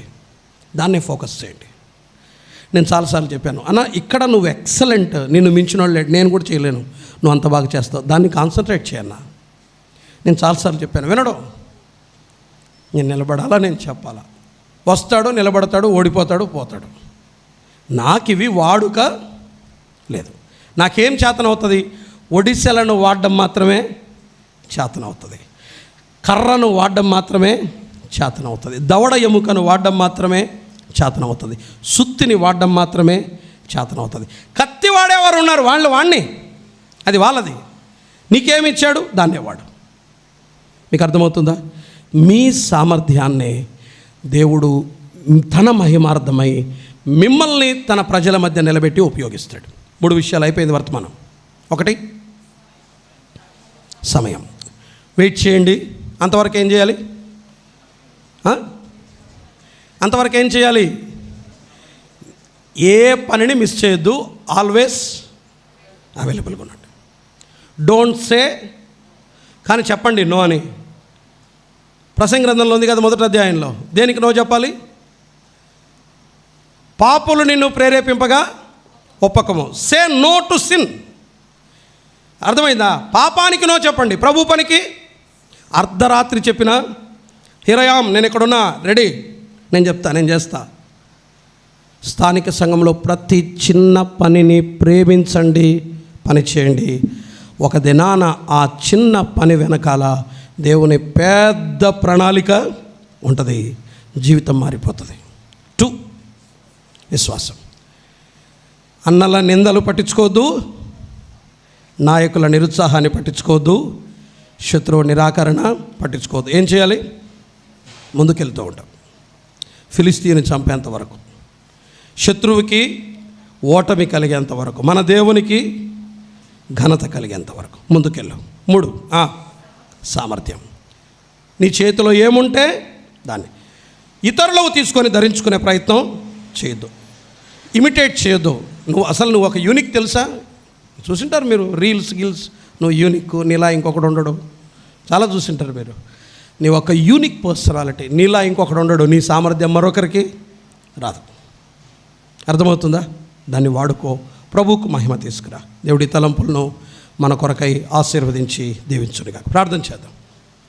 కొంచెం ముందుకెళ్ళినట్టున్నాను నేను, మైట్ బి, క్షమించండి. ప్రార్థన చేద్దాం. తండ్రి, మిమ్మల్ని స్తుతిస్తున్నాం. ఈ మాటలు దీవించండి. యవనస్తుల హృదయాల్లో ఇది పనిచేయటానికి సహాయం చేయమని యేసు ప్రభువు నామమున ప్రార్థిస్తున్నాము తండ్రి. ఆమేన్. దేవుని మహాకృపను బట్టి వర్తమానం అందించిన దేవుని దాసులు ఎబినేజర్ పవిత్రన్నకు స్థానిక సంఘం తరపున వందనాలు. మరి ఈ సమయంలో ఒక 2 చరణాలు ఐజాక్ బ్రదరు పాడతాడు. ఆ తర్వాత జాన్ డేవిడ్ గారు దేవుని వాక్యాన్ని అందిస్తారు. ఐజాక్ బ్రదరు 2 చరణాలు మాత్రమే. మన పాటల ప్రతుల్లో నుండి 9వ కీర్తన పాడుకుందాం. నీవిచ్చిన యౌవన బలము నిర్వీర్యం కాకముందే, నాకున్న సంపదలన్నీ రెక్కలొచ్చిపోకముందే, వాడుకో యేసయ్యా నీ కాడి నే మోస్తా. మొత్తమా దేవుని పనిలో బహుగా వాడబడాలన్న ఆశ తృష్ణ నీకుంటే ఈ పాటను అందరం కలిసి పాడుదాం. నీవిచ్చిన యౌవన బలము నిర్వీర్యం కాకముందే నాకున్న సంపదలన్నీ రెక్కలొచ్చి పోకముందే ముందే పాడుకో యేసయ్యా నీకా. ఏ విధంగా ప్రేరణలు వీటిని మనం ఎదుర్కోవాలో, టెంప్టేషన్స్ను చక్కగా అన్న వర్ణిస్తూ ఆత్మీయంగా మనం మేలు పొందొచ్చు. బయట కొంతమంది పిల్లలు కూర్చో ఉన్నారు. మా చైర్స్లో ఉన్న యవనస్తులు లోపలికి రండి, అమ్మాయిలు కానీ అబ్బాయిలు లోపలికి రండి. చక్కని క్లాస్ ఇది, దగ్గరగా ఉంటే బాగా అర్థమవుతుంది. ఇంకా ముందుకు సర్దుకోండమ్మా. ఈ ఒక్కరోజే రండి, ఇక్కడ రండి, రండి సర్దు రండి, ముందుకు రండి. ఇంకా సర్దుకోవచ్చు, ఇక్కడ దగ్గర అవ్వచ్చు. రండి, బాయ్స్ కూడా ఉన్నారు, లోపల ప్లేస్ ఉంది, రండి. ప్రత్యేకంగా వీళ్ళ కొరకే ఈ క్లాసు.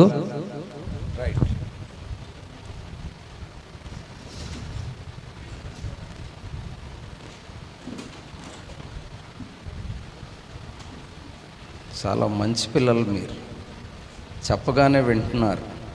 లోపల తిట్టుకున్నా బయటికి మాత్రం చేస్తున్నారు. చాలా సంతోషం. యాకోబు రాసిన పత్రికలో నుండి how do we handle temptations అనేది ఈ దినం కొన్ని మాటలు మనం ధ్యానం చేద్దాం. యాకోబు రాస్తూ ద బుక్ ఆఫ్ జేమ్స్, యాకోబు రాసిన పత్రిక తీసారా? అది ఎక్కడుందన్నా అన్నట్టు చూడకండి, నేనే పేజ్ నెంబర్ చెప్తాను. హెబ్రీ పత్రిక తర్వాత ఉంటుంది. హెబ్రీ పత్రిక ఎక్కడుంది అంటే, అమ్మో కొత్త నిబంధన అంటున్నారు, పేజ్ నెంబర్ 211, నూతన నిబంధనలో 211 యాకోబు రాసిన పత్రిక, రైట్.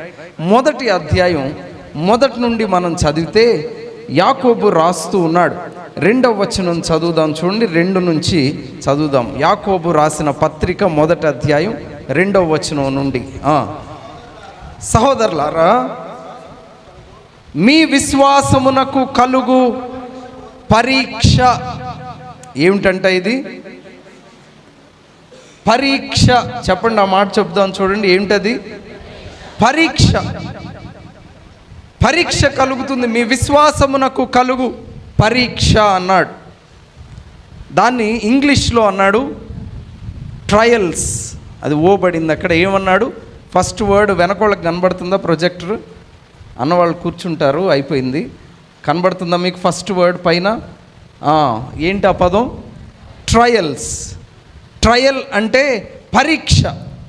మీ విశ్వాసమునకు కలుగు పరీక్ష అన్నాడు. క్రిందకు వద్దాం, అదే యాకోబు రాసిన పత్రిక మొదటి అధ్యాయం 12వ వచనానికి వద్దాం. 12. ఇక్కడికి వచ్చేసరికి ఏమంటున్నాడు? శోధన. రెండో పదం ఏంటి? శోధనని ఇంగ్లీష్లో ఏమన్నాం? టెంప్టేషన్ అన్నాం. ఏంటి శోధన ఇంగ్లీష్లో? టెంప్టేషన్. ఏంటి? యాకోబు ప్రారంభించి ఆ అధ్యాయాన్ని ప్రారంభించి దేంతో ప్రారంభించాడు? పరీక్షతో ప్రారంభించాడు. మీకు కొన్ని పరీక్షలు కలుగుతాయి, లైఫ్లో కొన్ని పరీక్షలు కలుగుతాయి అని దాని గురించి వివరిస్తూ 12వ వచనానికి వచ్చేసరికి టెంప్టేషన్ గురించి మాట్లాడుతున్నాడు, శోధన గురించి మాట్లాడుతున్నాడు. సడన్గా ఎందుకు ఇలా మాట్లాడుతూ ఉన్నాడు? మొదటేమో ట్రయల్స్ అన్నాడు, పరీక్షలు ఎదురవుతాయి అని వివరిస్తూ క్రిందకు వచ్చేసరికి టెంప్టేషన్ అన్నాడు. ఇప్పుడు జాగ్రత్తగా ఈ రెండింటిని అర్థం చేసుకుందాం. What is a trial? Trial comes from, చదవండి, మీరు ఇట్టు చెప్పారనుకోండి. ట్రయల్స్ కమ్ ఫ్రమ్, ఇంత గట్టిగానా? Trials come from. చాలా సంతోషం. మరి మధ్యాహ్నం ఏం పెడుతున్నారు? గట్టిగా పెట్టండి, మా వాళ్ళు అరుస్తున్నారు ఇప్పుడు. Right. Trials come from yes, outside అంటే బయట నుండి వస్తుంది. ఈ పరీక్ష ఎక్కడి నుండి వస్తుంది? బయట నుండి వచ్చే అవకాశం ఉంది. బయట నుండి వస్తుంది. నేను అంటున్నాను, these trials may be sent by God. దేవుడు కూడా మనలను ఏం చేస్తాడు? పరీక్షించే అవకాశం ఉంది. ఎవరు పరీక్షించవచ్చు మనల్ని? దేవుడు కూడా కొన్ని పరీక్షలు పెడతాడు మన జీవితంలో. మన విశ్వాసాన్ని ఏం చేస్తాడు? దేవుడు పరీక్షిస్తాడు. ఇలాంటి పరీక్షలు మన లైఫ్లో మనం ఎదుర్కొంటాం యవన కాలములో. Trials come from out side, they can be sent by God. దేవుడు కూడా మనకు ఆ పరీక్షను పెట్టే అవకాశం ఉంది. ఇప్పుడు శోధనకు వద్దాం. టెంప్టేషన్స్ ఎక్కడి నుండి వస్తాయి? టెంప్టేషన్స్ ఎక్కడి నుండి వస్తాయి? They come from inside. Temptations come from inside. ఈ టెంప్టేషన్స్ దేనివల్ల రావచ్చో ఒక 2 కారణాలు అక్కడ రాశాను నేను. ఏం రాశాను? మొదటిగా, they can be sent by, వీడున్నాడు రెడీగా మనకి కదా, ఎవడు వాడు? అపవాది. టెంప్టేషన్స్ కాజ్ చేయొచ్చు. రెండోది, ఎందువల్ల రావచ్చు టెంప్టేషన్స్ అంటే బై అవర్ ఫాలెన్ నేచర్. మన నేచరే టెంప్ట్ అయ్యే నేచర్. అవునా? మన స్వభావం ఏమిటి? టెంప్టేషన్కి, శోధనకి ఊరికే పడిపోయే స్వభావం మనది. Yes or no? ఎస్ చెప్పరు, నో చెప్పరు వీళ్ళు. ఎస్, నిజం. టెంప్టేషన్ అంటే ఎక్కడి నుండి వస్తుందంట? That comes from inside. Trial అంటే ఏమిటి? పరీక్ష. అది ఎక్కడి నుండి వస్తుంది? బయట నుండి రావచ్చు. టెంప్టేషన్ అంటే ఏమిటి? శోధన. అది ఎక్కడి నుండి రావచ్చు? వస్తుంది, లోపల నుండి వస్తుంది. యాకోబు ఏం చేశాడంటే ఈ ట్రయల్స్ని, టెంప్టేషన్స్ని కనెక్ట్ చేసి మాట్లాడాడు ఆ మొదటి అధ్యాయంలో. ఈ పరీక్షని, శోధనని రెండింటిని కలిపి మాట్లాడాడు, కనెక్ట్ చేసి మాట్లాడాడు. ఏం మాట్లాడాడు? ఎందుకు మాట్లాడాడు? నేను అంటాను,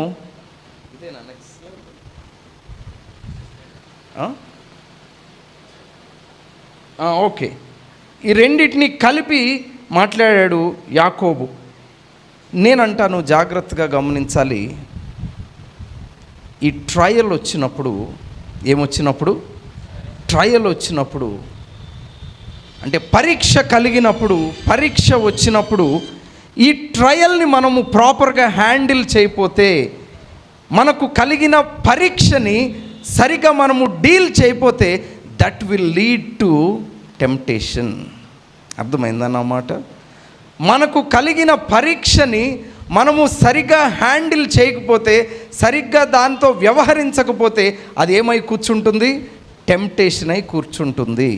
అందుకే ఈ రెండింటిని యాకోబు కలిపి మాట్లాడాడు.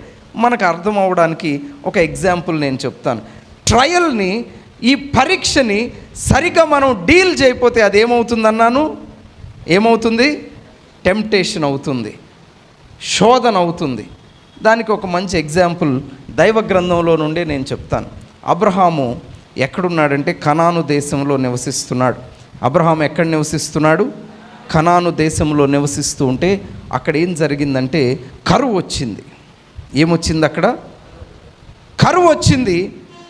ఒక విధంగా ఏం చెప్పాలంటే దేవుడు ఏం చేస్తున్నాడంటే అబ్రహామును పరీక్షిస్తూ ఉన్నాడు. దేవుడు ఏం చేస్తున్నాడు? అబ్రహామును, కరువు వచ్చింది. కరువు వస్తే అబ్రహాం ఏం చేయాలి? కరువులో అబ్రహాం ఏం చేయాలి? పరీక్ష కలిగినప్పుడు అబ్రహాము దేవుని మీద ఆధారపడాలి. దేవా, సమస్య వచ్చింది, కరువు వచ్చింది, తినడానికి కూడా తిండి లేని పరిస్థితిలో ఉన్నాను. దేవునికి ప్రార్థన చేయాల్సింది పోయి ఆ ట్రయల్ని, ఆ పరీక్షను సరిగ్గా హ్యాండిల్ చేయక అబ్రహాం ఏం చేశాడో తెలుసా? ఐగుప్తు వెళ్ళిపోయాడు. ఎక్కడికి వెళ్ళిపోయాడు? దేవుని మీద ఆధారపడాల్సింది పోయి,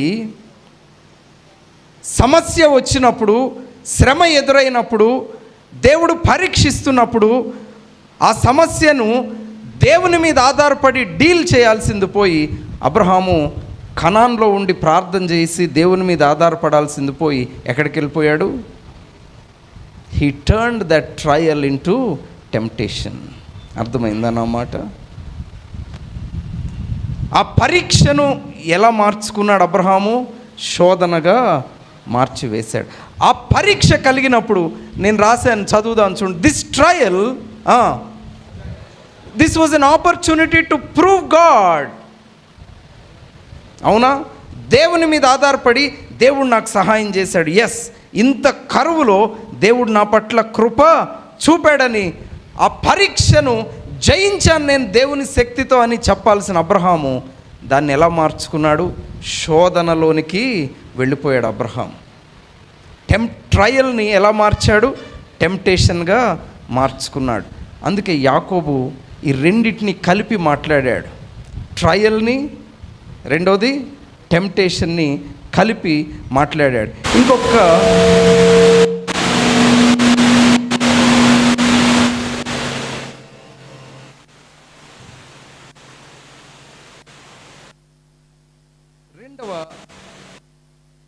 రెండవ ఎగ్జాంపుల్ కూడా, రెండవ ఎగ్జాంపుల్ ఈ ట్రయల్ని టెంప్టేషన్గా మార్చిన రెండవ ఉదాహరణ ఇశ్రాయేలు ప్రజలు. ఎవరు వీరు? ఇశ్రాయేలు ప్రజలు. వారికి ఏం లేదు, తాగడానికి నీళ్లు దొరకలా. ఎక్కడ వెళ్తున్నారు వాళ్ళు? అరణ్యంలో ప్రయాణం చేసి వెళ్తున్నారు. అరణ్యంలో ఏం దొరుకుతుంది? చల్ల చల్లని స్ప్రైట్ దొరుకుద్దా? లైమ్ అండ్ లెమనీ లిమ్కా దొరుకుద్దా? అబ్బా చాలు మామ, తాగాను చల్లగా. అరణ్యంలో ఏమీ దొరకదు. 3 దినాలు వాళ్ళకి నీళ్ళే దొరకలేదు. 3 దినాలు నీళ్లు దొరకలేదు. There was a trial in there lifes. దేవుడు పరీక్ష పెట్టాడా లేదా? అవును. ఏం చేయాలి వారు? మొత్తానికి నీళ్లు వచ్చినాయి. తర్వాత ఏమొచ్చినాయి? నీళ్లు దొరికినాయి వాళ్ళకి. దేవుడు నీళ్ళు ఇచ్చాడు. ఏం చేశారు వారు? దేవుని మీద ఆధారపడి, దేవా నీళ్లు లేని స్థితిలో ఈ అరణ్యంలో నీళ్ళు ఇచ్చావు, నీకు వందనాలయ్యా అని చెప్పాల్సింది పోయి ఏం చేశారంట వాళ్ళు? చెప్పండి. మర్మర్డ్ అండ్ బ్లేమ్డ్ గాడ్. ఆ నీళ్ళు ఎలా ఉన్నాయంట? చేదుగున్నాయి. 3 రోజులు నీళ్ళు లేకుండా చేశాడు. ఇచ్చిన నీళ్ళు కూడా ఎట్లున్నాయి? చేదుగున్నాయి. ఏంటిది? దేవుడు ఇదా మాకు చేసేది? అబ్బో అబ్బో అబ్బో అబ్బో. They were tempted to murmur on God and blame God. Murmuring అంటే విసుక్కోవటం, చిరాకు పట్టడం, దేవుని మీదే కంప్లైన్ చేయటం. When the trials are not handled properly, they turn into temptations. దేవుడిచ్చే పరీక్షను, విశ్వాస జీవితంలో దేవుడు కలిగించే పరీక్షను మనము సరైన రీతిలో వ్యవహరించకపోతే అదేమవుతుంది? టెంప్టేషన్ అయి కూర్చుంటుంది మన జీవితంలో. వీళ్ళకి నీళ్లు లేవు, దేవుడు ఒక పరీక్ష పెట్టాడు అనుకోకుండా. తర్వాత దేవుడు నీళ్ళు ఇచ్చినా కూడా ఏం చేస్తున్నారు? దేవుని మీదే సణుగుతున్నారు, గొణుగుతున్నారు. నీళ్ళు 3 రోజులు ఇలేదు, ఏదో విధంగా ఇచ్చాడు. ఇచ్చినవి కూడా ఎట్లున్నాయంట? చేదుగున్నాయని. They were tempted to murmur and blame God. ఇప్పుడు టెంప్టేషన్ని ఓవర్కమ్ చేయడానికి ఏం చేయాలి? టెంప్టేషన్ని ఓవర్కమ్ చేయాలంటే ఏం చేయాలి?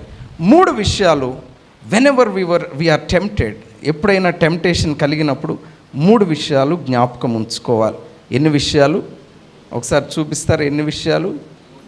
4 చూపిస్తున్నారేంటి? అబ్బో, కొందరు స్టైల్గా ఓకే అన్నట్టు. ఎస్, ఎన్ని విషయాలు? గుడ్. 3 విషయాలు జ్ఞాపకం ఉంచుకోవాలి. మొదటిది, consider God's judgement. God's judgement. Judgement అంటే దేవుని తీర్పు ఉందని మనము జ్ఞాపకము ఉంచుకోవాలి.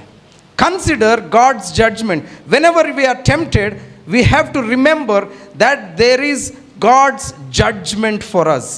దేవుడు ఒక దినాన తీర్పు తీరుస్తాడు అన్న విషయాన్ని మనం జ్ఞాపకము ఉంచుకోవాలి. What is the second thing? Consider God's చెప్పండి గట్టిగా. గాడ్స్ వెనకోళ్ళకి కనబడుతుందా?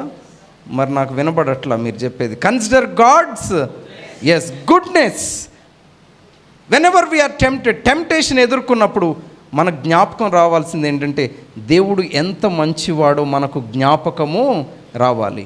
మూడవది, consider God's divine nature within us. మనలో ఉన్న దైవికమైన స్వభావాన్ని మనం జ్ఞాపకము ఉంచుకోవాలి, జ్ఞాపకానికి తెచ్చుకోవాలి. దేవుడు మనలో ఎలాంటి స్వభావం ఇచ్చాడో, ఎవరి పోలికలో చేశాడు మనలని? చెప్పండి, ఎవరి పోలికలో చేశాడు? దేవుని పోలికలో చేశాడు. ఎవరి ఆలోచనలు పెట్టాడు మనలో? మనలో ఒక డివైన్ నేచర్ ఉంది, దైవికమైన స్వభావము మనలో ఉంది. అది జ్ఞాపకము ఉంచుకోవాలి. ఈ మూడింటిని గూర్చి నేను మీ దృష్టికి తీసుకొని వస్తాను. మనం మూడింటిని స్టడీ చేద్దాం ఇప్పుడు. మొదటిగా ఏంటి? Whenever we are tempted, first thing చెప్పండి, కన్సిడర్ గాడ్స్, కొంచెం గట్టిగా చెప్పండి, గాడ్స్ జడ్జ్మెంట్. రెండవది consider God's goodness. The third thing is consider divine nature within us. మనలో ఉన్న దైవికమైన స్వభావాన్ని మనము జ్ఞాపకము తెచ్చుకోవాలి. ఎస్, గాడ్స్ జడ్జ్మెంట్ గురించి మాట్లాడే ముందు అసలు టెంప్టేషన్ని డిఫైన్ చేద్దాం. టెంప్టేషన్ అంటే ఏంటి? How do we define temptation? Temptation అంటే ఏం చెప్పాలి అసలు? చదువుదాం, చూడండి. టెంప్టేషన్ ఈజ్ అన్, చదువుదాం అన్నానా? Temptation is an opportunity. అంటే అది ఒక అవకాశం. దేనికి అవకాశం? To do good thing in a bad way. To do a good thing in a bad వే. మంచి కార్యము జరిగించవచ్చు, ఆ విషయాన్ని మంచిగా చేయొచ్చు, కానీ ఎలా చేస్తున్నామంట? చెడు రీతిలో చేస్తున్నాం. అది కూడా ఎలా? Out of the will of God. అది దేవుని చిత్తము కాని మార్గములో మనము చేస్తూ ఉన్నాం. That is temptation. మరలా ఇప్పుడు చెప్దాం, చూడండి. What is temptation? Temptation is an opportunity to do good thing in a bad way out of the will of God. దేవుని చిత్తము కాని మార్గములో మంచి పని కూడా ఎలా జరిగిస్తున్నామంటే చెడుగానే జరిగిస్తున్నాం. దాన్ని ఏమంటున్నాం? టెంప్టేషన్ అంటున్నాం. దానికి ఒక మంచి ఎగ్జాంపుల్ నేను అక్కడ రాశాను, నేను చెప్తాను. పరీక్ష ఉంది, ఎగ్జామ్ ఉంది, అందరం పరీక్షలు రాసామా లేదా? పరీక్ష కూడా రాయలేదా మీరు? చెప్పండి, రాసామా లేదా? ఎస్, చిన్నప్పటి నుంచి రాస్తానే ఉన్నాం, అవునా? 1వ తరగతి నుంచి రాసి బోరు కొట్టింది మనకి, నిజమే. పరీక్షలు ఉన్నాయి, ఎట్టి పరిస్థితుల్లో పరీక్ష ఏమవ్వాలి? పాస్ అవ్వాలి. కాబట్టి మనం ఏం చేస్తాం? ముందు రోజే జిరాక్స్ షాపులు ఫుల్గా ఉంటాయి, మనకు తెలిసినట్టు. ఎందుకు తెలియనట్టు చూస్తారు? ఏం జిరాక్స్లు? అబ్బా అబ్బా అబ్బా అబ్బా, ఇంక నేను చెప్పక్కర్లేదు మీకు. నేను హాస్పిటల్ పనుల మీద మా స్టాఫ్ని పంపిస్తూ ఉంటాను. పలానా షాప్కి వెళ్ళి ఈ లెటర్ త్వరగా టైప్ చేయించి తీసుకురండి, ఈ వాళ్ళకి ఇవ్వాలి, గవర్నమెంట్కి కొన్ని సబ్మిట్ చేయాలి, ఈ పని అయిపోవాలి అంటే 2 రోజులు మా స్టాఫ్ తిరిగి ఏం పని అవ్వట్లేదని నేను కోపడ్డాను. అంటే అంటున్నాడు, సార్ పరీక్షలు సార్, ఖాళీ ఉండట్లేదు, ప్రతి ఒక్కడు వచ్చి మైక్రో జిరాక్స్లు తీస్తున్నా. ఒరి వెధవలు ఒక్కొక్కడు. We have to pass the exam. కానీ ఎగ్జామ్ పాస్ అవ్వడానికి ఏం చేస్తున్నాం? It is a good opportunity, but we are using it in a bad way which is out of the will of God. దేవుని చిత్తము కాని మార్గములో అవకాశాన్ని మనం ఏం చేస్తున్నాం? దుర్వినియోగము చేస్తూ ఉన్నాం. దాన్ని ఏమంటాం? టెంప్టేషన్ అంటున్నాం. We are tempted to copy in the exam. Yes or no? ఇప్పుడు అర్థమైందా నా statement? We are tempted to copy in the exam.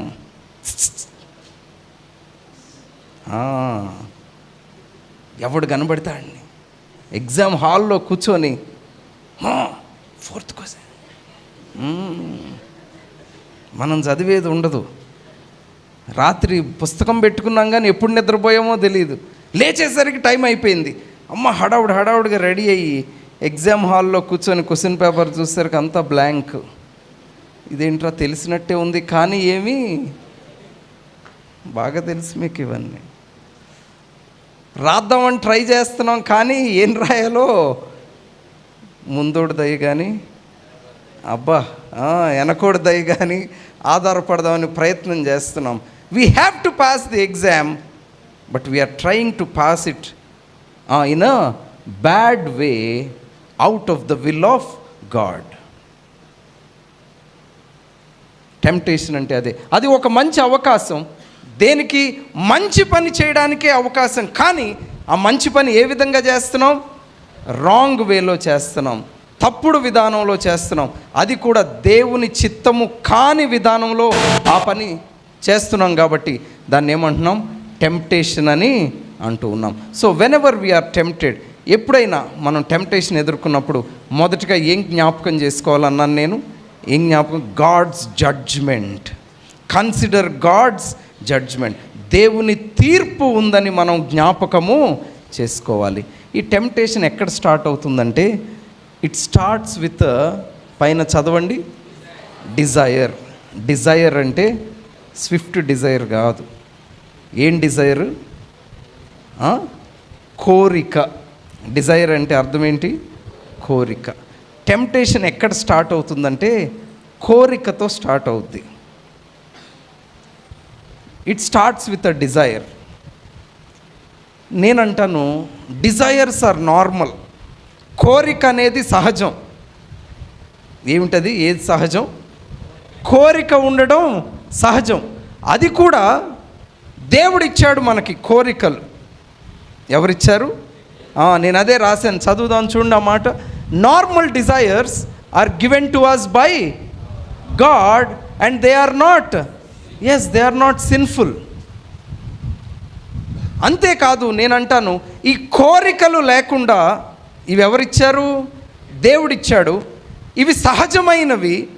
ఆ కోరికలు లేకుండా అసలు మానవుడు బ్రతకడానికి కూడా అవకాశం. ఏంటి కోరిక? What is a desire? సహజమైన కోరిక ఏంటి? మొదటిది రాశాను చూడండి. ఏంటి? హంగర్. హంగర్ అంటే ఆకలి, మనకు కలిగే కోరిక. అది ఎలాంటిది? సహజమైన కోరిక. అవునా కాదా? ఆకలి వేయటం సహజం. రెండోది ఏం రాశాను? Hunger and thirst is also a normal desire which is given by God. దేవుడిచ్చిన సహజమైన కోరిక ఏమిటి? ఆకలి, దాహం. అవునా కాదా? Do you agree with me? కొంచెం గట్టిగా చెప్తారా? Yes or no? Yes, right. రెండోది ఏం రాశాను? ఫెటీగ్. ఫెటీగ్ అంటే నీరసం. ఎగ్జామ్కి కష్టపడి చదివి ఏమైపోతాం? నీరసం. అబ్బా, అంత కష్టపడి చదువుతున్నాం ఏంటి నిజంగానే. ఎందుకంటే లాస్ట్ డే బ్యాటింగ్ మంది. ముందంతా చదవం, సంవత్సరం అంతా నాకు చాలా తెలుసు అన్నట్టు ఎక్స్ప్రెషన్ ఇస్తాం. ఇక పరీక్ష ముందు కూర్చొని, మామ ఇన్ని పుస్తకాలు ఉన్నాయా ఈ సంవత్సరం? అరే నాకు ఇప్పుడు తెలిసిందిరా. ఎన్ని ఉన్నాయి పరీక్షలు? 4 ఎగ్జామ్స్ ఉంటాయా ఈ సంవత్సరం? ఇన్ని పుస్తకాలా? వారం ఏముంది కదరా. ఇక కూర్చో, డే అండ్ నైట్ చదివి ఏమైపోద్ది? అలసిపోతాం. నిజంగానే ఇంట్లో పని చేస్తున్నాం, కష్టపడుతున్నాం. కష్టపడిన తర్వాత ఏమొస్తుంది మనకి? ఫెటిగ్ వస్తుంది. అది సహజం. దానికి ఏం అవసరం? రెస్ట్ అవసరం. Normal desires are given by God. Rest is a normal desire. అవునా? రెస్ట్ తీసుకోవాలనేది సహజమైన కోరిక. అది ఎవరిచ్చింది? దేవుని ద్వారా కలిగింది. మూడవది నేను రాశాను, అది అందరం చదువుదాం. చదవండి, మళ్ళీ గట్టిగా చదవండి. ఇలా కుదరదు, గట్టిగా చదవండి. ఎస్, ముఖ్యమైనది మనకు కావాల్సింది ఆ మూడోది. This is a normal desire. ఏంటిది అది? Sex is a normal desire. అది ఎవరిచ్చారు? దేవుడిచ్చిందే. ఎందుకు నార్మల్ అంటున్నాం? ఆ సెక్సే లేకపోతే హ్యూమన్ రేస్ ఏమైపోతుంది? అంతరించి, అవునా కాదా? ఎస్. మరి టెంప్టేషన్ ఏముంది అందులో? అన్నీ నార్మల్ అంటున్నాగా నేను. Hunger is normal, thirst is normal, fatigue, rest is normal, sex is normal అంటున్నాం. మరి టెంప్టేషన్ ఏముందండి అందులో అంటే, ఈ నార్మల్ డిజైర్స్ని దేవుని మార్గము కాకుండా వేరే విధాలుగా వాడితే అదేమవుతుంది? టెంప్టేషన్ అవుతుంది. ఇప్పుడు చదువుదాం చూడండి, నేను రాశాను. If we wish to satisfy these desires out of the way will of God, in the way out of the will of God we get into trouble. ఇప్పుడు నేను అన్నాను హంగర్ ఈజ్ నార్మల్ అని చెప్పాను. ఆకలి సహజమైన కోరిక. కానీ చదువుదాం, ఇప్పుడు చదవండి. Eating is normal but gluttony is sin. Gluttony అంటే విపరీతంగా తినటం, తిండిబోతుతనం. ఏ తనం? అది దైవ గ్రంథంలో ఉన్న మాటే, నా సొంత మాట కాదు. ఆకలి వేయటం సహజమైన కోరిక. ఆకలికి కావలసినంత ఆహారం తినటం కూడా సహజమైన కోరిక. Eating is a normal desire but gluttony is sin. తర్వాత రాశాను, స్లీప్ ఈజ్ నార్మల్, నిద్ర రావడం, రెస్ట్ తీసుకోవడం సహజం. బట్ లేజీనెస్ ఈజ్, అది దైవ గ్రంథంలో రాయబడిన మాటే. లేజీనెస్ అంటే చెప్పండి గట్టిగా. కాలేజ్ 8:00 కాలేజ్ బస్సు 7:30 అంటే మనం ఎన్నింటికి లేస్తాం? 7:20. బాబా మీరు మామూలు వాళ్ళు కాదు.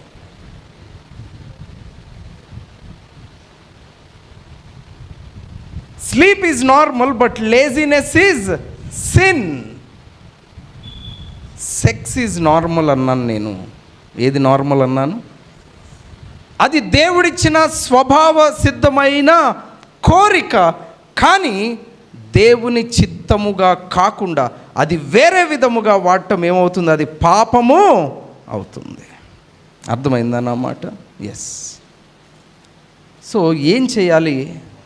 ఆ డిజైర్ని, సాధారణమైన దాన్నే మనం ఏం చేస్తున్నాం? విపరీతంగా వాడి దేవుని చిత్తము కాని మార్గములో వాడి పాపములో పడిపోతూ ఉన్నాం.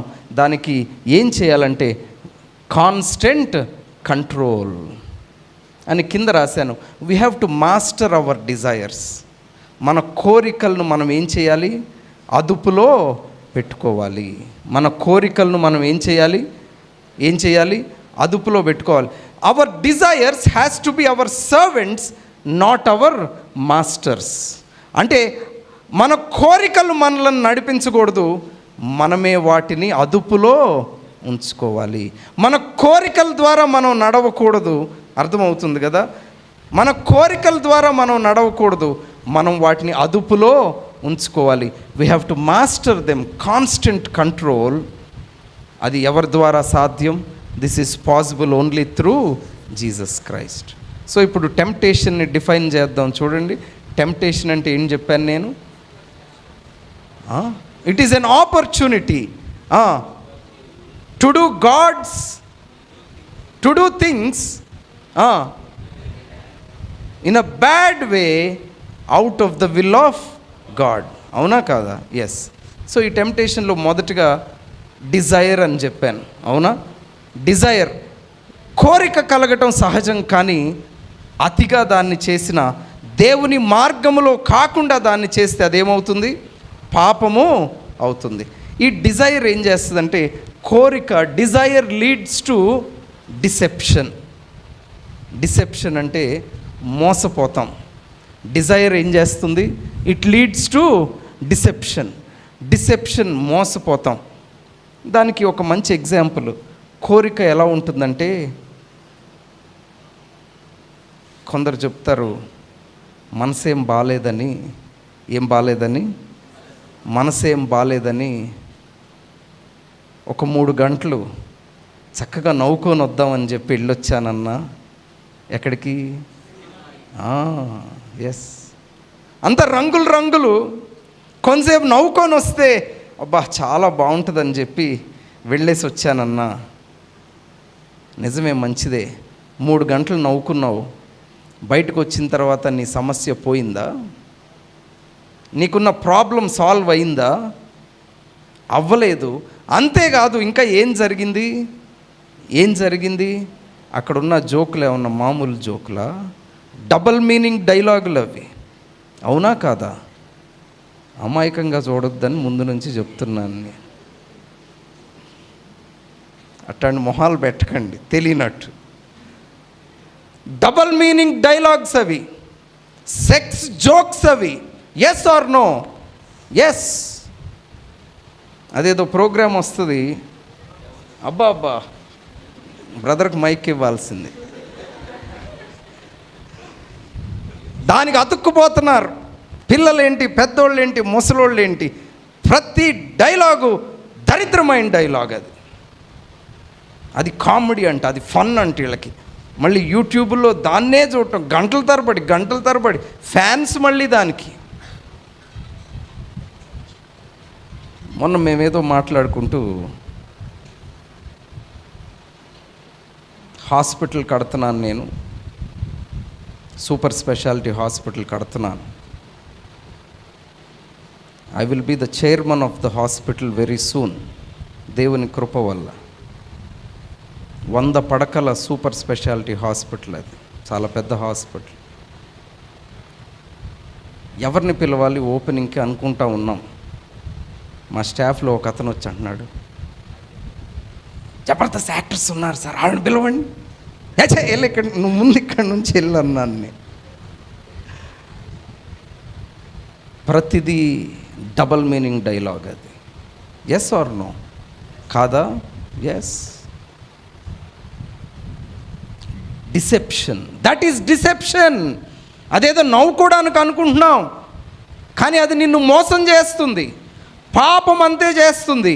పాపం ఎప్పుడు కూడా బయటికి బాగా కనబడుతుంది, అబ్బా బయటకు బ్యూటిఫుల్గా కనబడుతుంది, దాన్ని చూస్తే నవ్వు వస్తుంది, దాన్ని చూస్తే కొంతసేపు ఆనందం కలుగుతుంది, కానీ బిహైండ్ ఇట్ డిసీవ్స్ యూ. వెనక ఏం చేస్తుంది? మనల్ని మోసపరుస్తుంది. దానికి బెస్ట్ ఎగ్జాంపుల్ ఏంటంటే, బెస్ట్ ఎగ్జాంపుల్ నేను అక్కడ రాశాను చూడండి. Sin is like a bait to trap. Bait అంటే ఆ చేపకి ఏమేస్తాం? గాలం వేస్తాం, అవునా? వేసి దానికి ఏం పెడతారు? ఎర్ర పెడతారు, ఎర్ర, అవునా? It's a bait. చేపకి గాలం వేసి దానికి ఏం పెడతారు? ఎర్ర పెడతారు. మీ ఊర్లో చేపలు ఎక్కువ కదా, అవునా కాదా? నిన్న మంచి చేపల పులుసు పెట్టారు నాకు. ఈ చేప ఏమనుకుంటుంది? అబ్బా మంచి ఆహారం దొరికింది అనుకుంటుందా లేదా? మంచి ఆహారం దొరికింది అనుకుంటుంది, కానీ దానికి ఏం కనబడుతుంది? ఈ ఆహారమే కనబడుతుంది, కానీ దాని వెనకున్న హుక్, దాన్ని ఏమంటారు? గాలం దానికి కనబడదు. ఏం కనబడుతుంది? ఆహారమే కనబడుతుంది, కానీ గాలమే అంటారా దాన్ని? ఆ గాలం దానికి కనబడుతుందా? కనబడదు. పాపము కూడా అంతే చేస్తుంది. It deceives you. It is perfect absolute deception. అది నిన్ను మోసం చేస్తుంది. చాలా బాగుంది, సంతోషంగా ఉంది అనుకుంటాం, కానీ దాని వెనక ఏముంది? మోసము, పాపము దాగి ఉంది. చేపకి ఏం తెలుసు? మంచి ఆహారం దొరికింది, లటక్కునమని పట్టుకునేసరికి ఏమైపోద్ది? ఆ గాలానికి దొరికిపోద్ది అది. It is caught, that's all. నువ్వు కూడా పట్టుబడిపోతావు, జాగ్రత్త. మోసపోతే ఏమైపోతాం? దొరికిపోతాం. మోసపోతే ఏమవుతాం? పట్టుబడిపోతాం. సో మొదటిగా ఈ టెంప్టేషన్లో నేను అన్నాను, డిజైర్ వస్తుంది. ఏమొస్తుంది? డిజైర్ అంటే అర్థం ఏంటి తెలుగులో? కోరిక. ఈ కోరిక దేనికి దారితీస్తుంది? డిసెప్షన్, మోసానికి దారితీస్తుంది. First D is desire, the second D is deception. మోసము దేనికి దారితీస్తుంది అంటే, చెప్పండి గట్టిగా, డిజొబీడియన్స్ అంటే అవిధేయత. డిజొబీడియన్స్ అంటే అవిధేయత, అవిధేయత.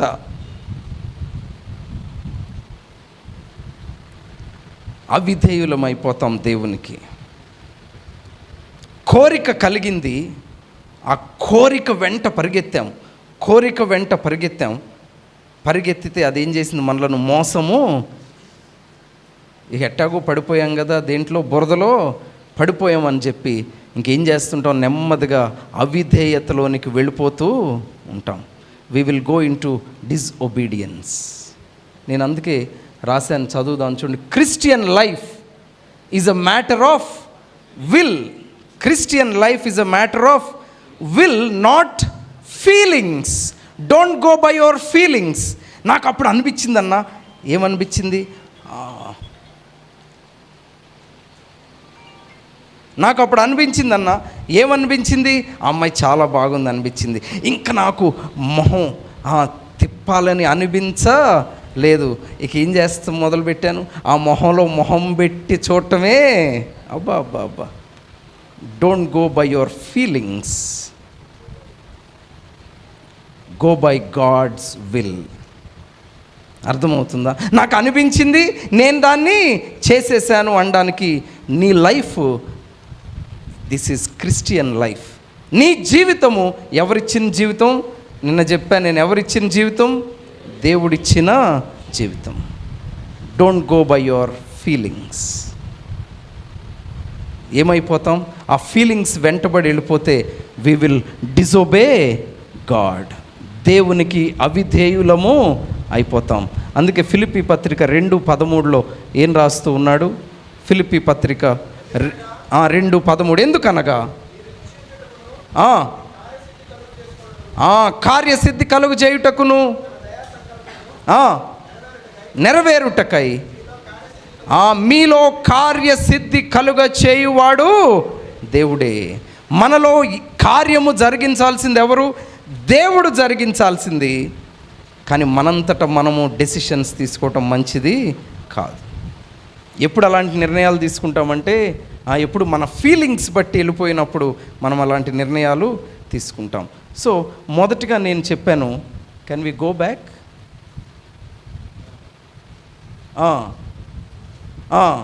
ఇదేంటి? ఎస్, ఫస్ట్ నేనేం చెప్పాను? డిజైర్, కోరిక కలిగింది. ఈ డిజైర్ దేనికి దారితీసింది? Desire led to deception. అంటే మోసపోతాం. This deception will lead to disobedience, అవిధేయత. కోరిక కలిగి మన ఫీలింగ్స్ వెంట పడుతూ ఆ కోరికను అనుసరించి మోసపోయి పాపములో పడిపోయి అవిధేయులుగానే దేవునిలో అలాగే ముందుకు వెళ్ళిపోతూ ఉంటే, అవిధేయులుగానే ఈ లోకంలో ముందుకు సాగి వెళ్ళిపోతూ ఉంటే ఏం జరుగుతుంది? This disobedience will lead to, గట్టిగా చెప్దాం ఈ మాట, చెప్దాం ఇప్పుడు. Desire will lead to deception, deception will lead to disobedience, and disobedience will lead to.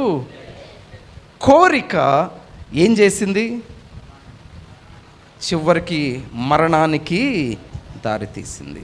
That is temptation. అర్థమైందా మీకు?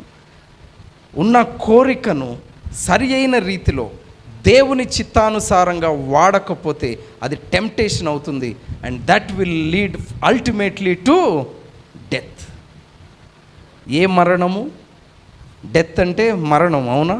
ఏ మరణము? మొదటిది spiritual death, and the second thing is physical death. గుర్తుపెట్టుకుందాం. Consider God's judgement, consider God's judgment. ఒక దినాన దేవుడు మనలను తీర్పు తీరుస్తాడన్న విషయాన్ని జ్ఞాపకము ఉంచుకోవాలి. ఎప్పుడైతే whenever we are tempted, temptation face చేసిన వెంటనే మనకు మైండ్లోకి ఏం రావాలంటే, అమ్మో దేవుడు తీర్పు తీరుస్తాడని మనం జాగ్రత్త పడాలి. అందుకే డిజైర్స్ని, ఈ కోరికలను ఏం చేయాలి? దేవుని కృపతో, దేవుని శక్తితో అదుపులో ఉంచుకోవాలి. ఎలా ఉంచుకోవాలి? అదుపులో ఉంచుకోవాలి. ఎందుకని? Desire will lead to deception. చెప్తారా? Deception will lead to disobedience and disobedience will finally lead to death. So temptation face చేసినప్పుడు 3 విషయాలు గుర్తుంచుకోవాలని చెప్పాను నేను. మొదటిగా కన్సిడర్ గాడ్స్ జడ్జ్మెంట్, రెండవది కన్సిడర్ గాడ్స్ గుడ్నెస్. అవునా? God's goodness. ఇప్పుడు గుడ్నెస్ గురించి చూద్దాం త్వరగా.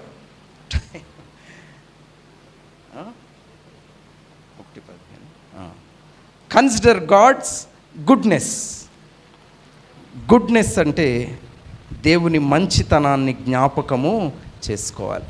ఎప్పుడైనా శోధన రాగానే, టెంప్టేషన్ ఎదురవగానే ఏం గుర్తుపెట్టుకోవాలంటే మనం దేవుడు ఎంత మంచివాడో మనకు జ్ఞాపకము రావాలి. God is so good. అవునా? దేవుడు ఎలాంటి వాడు? చాలా మంచివాడు. అపవాది ఎప్పుడు ఏం ట్రై చేస్తాడంటే, నేను అక్కడ రాశాను ఎనిమీస్ ట్రిక్ అని రాశాను. అపవాది ఎప్పుడు ఏం ప్రయత్నం చేస్తాడంటే, దేవుడు మంచోడు కాదు, దేవుడు నీకు అసలు మేలే చేయలేదు, నీకెందుకు, యు గో హెడ్ ఈ పని చేసేయి అని చెప్తుంటాడు వీడు. నీకు అబ్బాయి నచ్చాడా? నచ్చాడు కదా, నువ్వే దేవుని చిత్తం అంటావు, పాడంటావు, సంఘం అంటావు, సంఘ పెద్దలు అంటే go ahead. That is what the devil teaches us. అపవాది అలా మనల్ని ప్రేరేపిస్తాడు. అది ఎనిమీస్ ట్రిక్. దేవుడు ఎలాంటివాడు? మంచివాడు. ఎప్పుడు మంచోడు దేవుడు? ఎప్పుడు మంచోడు చెప్పండి? 4 విషయాలు నేను రాశాను గాడ్స్ గుడ్నెస్ గురించి, దేవుని మంచితనం గురించి 4 విషయాలు రాశాను. మొదటిగా ఏంటి? God gives only good gifts. ఆ వచనాలు ఇప్పుడు చదివే సమయం కాదు. గాడ్ గివ్స్ ఏం గిఫ్ట్స్? చెప్పండి గట్టిగా, ఏం గిఫ్ట్స్? అవును, ఎప్పుడూ కూడా దేవుడు మంచి వాటినే ఇస్తాడు.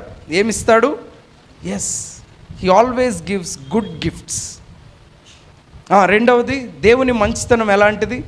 The way God gives is good. ఏ రూపంలో ఇస్తాడు? ఏ విధంలో ఇస్తాడు? మంచి విధానంలోనే ఇస్తాడు.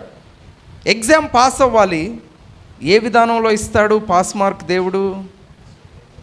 చెప్పరేంటి? మంచి విధానంలోనే ఇస్తాడు దేవుడు. అర్థమవుతుందా? అదే రాశాను నేను, the way God gives is good. ఆ తర్వాత 3వది రాశాను, హీ గివ్స్ కాన్స్టెంట్లీ. ఎప్పుడు మంచి ఇస్తానే ఉంటాడు దేవుడు. ఏమిస్తాడు? మంచితనము, మంచి విషయాలు దేవుడు ఎప్పుడు ఇస్తాడు? ఎప్పుడో ఇచ్చాడండి, మాకు ఇప్పుడు దాకా దేవుడు ఏమీ చేయలేదు, అందుకే నేను టెంప్ట్ అయ్యి ఈ పని లేదు. God gives good things constantly. ఎప్పుడు ఇస్తూనే ఉంటాడు. 4వది నేను రాశాను, గాడ్ డస్ నాట్ చేంజ్. ఆయన అప్పుడు మంచి చేశాడు మాకు, ఇప్పుడు ఏం చేయట్లేదు అనడానికి వీలు లేదు. ఎందుకని? దేవుడు మారేవాడు, మార్పు చెందేవాడు కాడు. He does not change. Consider God's goodness. నేను నా గురించే ఎగ్జాంపుల్ చెప్తాను. గాడ్స్ గుడ్నెస్ గురించి చెప్తా ఉన్నాను. అపవాది ఏం చేస్తాడని చెప్పాను? దేవుడు మంచోడు కాదు, అందుకే నీకు ఇలా జరిగిందని చెప్తాడు. నాకు ఇలా జరిగింది కాబట్టి నేను వేరే విధంగా పోతాను అని టెంప్టేషన్కి మనం లోన్ అయిపోతాం. Let me tell you this. నేను ఆర్థోపెడిక్స్ పోస్ట్ గ్రాడ్యుయేషన్ ఎముకల డాక్టర్ కోర్స్ పూర్తి చేసుకొని, అంటే థియరీ ఎగ్జామ్ ఒక్కటే రాశాను. థియరీ ఉంటుంది, ఇంకోటి ఏముంటుంది? ప్రాక్టికల్ ఎగ్జామ్స్ కూడా ఉంటాయి. థియరీ పరీక్ష ఒక్కటే రాసి అయిపోయినాయి థియరీ ఎగ్జామ్స్. ఒక సగం లగేజ్ తీసుకొని ఉయ్యూరు వచ్చాను. ఉయ్యూరు ఒక చిన్న గ్రామం. ఉయ్యూరు నాకు పెద్దగా తెలియదు, ఉయ్యూరులో పెరగలేదు, గ్రామీణ వాతావరణం నాకు తెలియదు. అయ్యా మా పొలం ఊడ్చారు, ప్రార్థన చేయండి అయ్యా అంది ఒక ఆమె వచ్చి.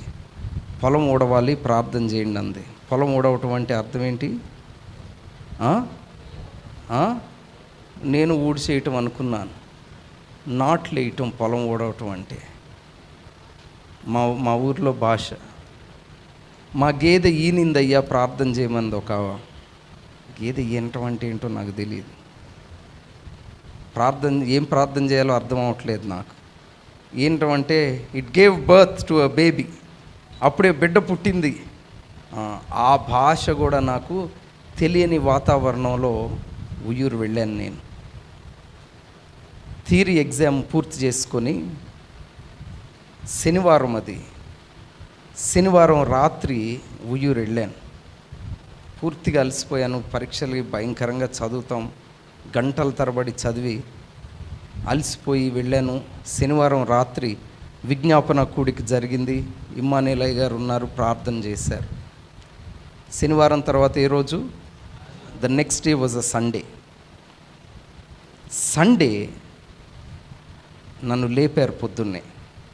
కొంచెం చెస్ట్ పెయిన్ లాగా ఉంది, హాస్పిటల్కి వెళ్దామన్నారు. ఇమ్మీడియట్గా డ్రైవర్ ఉన్నాడు, కారు ఉంది. ఇమ్మీడియట్గా డ్రైవర్ని తీసుకొని విజయవాడ వెళ్ళిపోయాం. We rush to the hospital. Within 20 minutes we were in the hospital.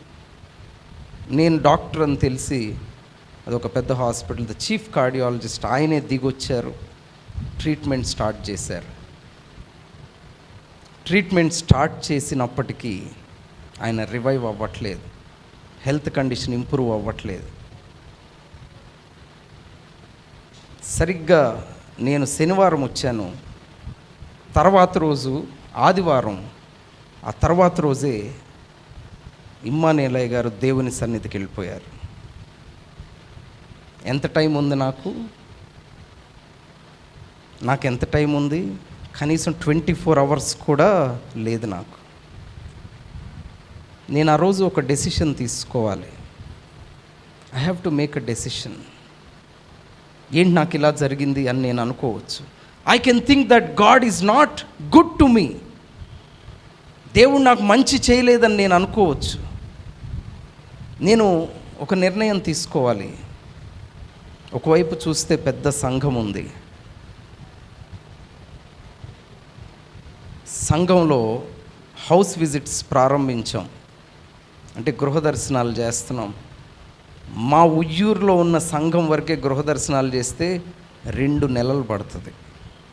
అన్ని కుటుంబాలు ఉన్నాయి, దాదాపు 1000 మంది సంఘం, చుట్టుపక్కల అనేక సంఘాలు ఉన్నాయి. ఇమ్మానుయేలయ్య గారు పరిచర్య చేసిన సంఘాలు ఎన్నో ఉన్నాయి. ఒకవైపు చూస్తే పరిచర్య ఉంది, మరొక వైపు చూస్తే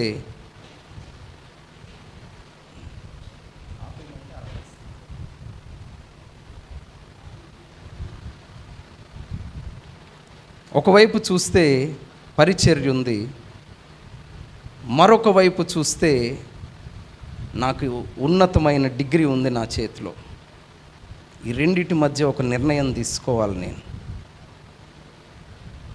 దేవుడు ఇంత ఉన్నతమైన డిగ్రీ ఇచ్చాడు నాకు, దేవుడు నాకు మేలు చేయలేదు అని చెప్పి ఆ డిగ్రీ పట్టుకొని నేనే సిటీకో వెళ్ళిపోతే, హైదరాబాదు బెంగళూరు వెళ్ళి ప్రాక్టీస్ చేస్తే నాకేమొస్తాయి?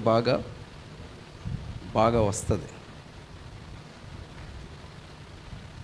కానీ దేవునితో ఆ రోజు ఒక్కటే చెప్పాను నేను, దేవా ఉయ్యూరులోనే ఉంటాను, పరిచర్యలోనే ముందుకు కొనసాగుతానని చెప్పాను.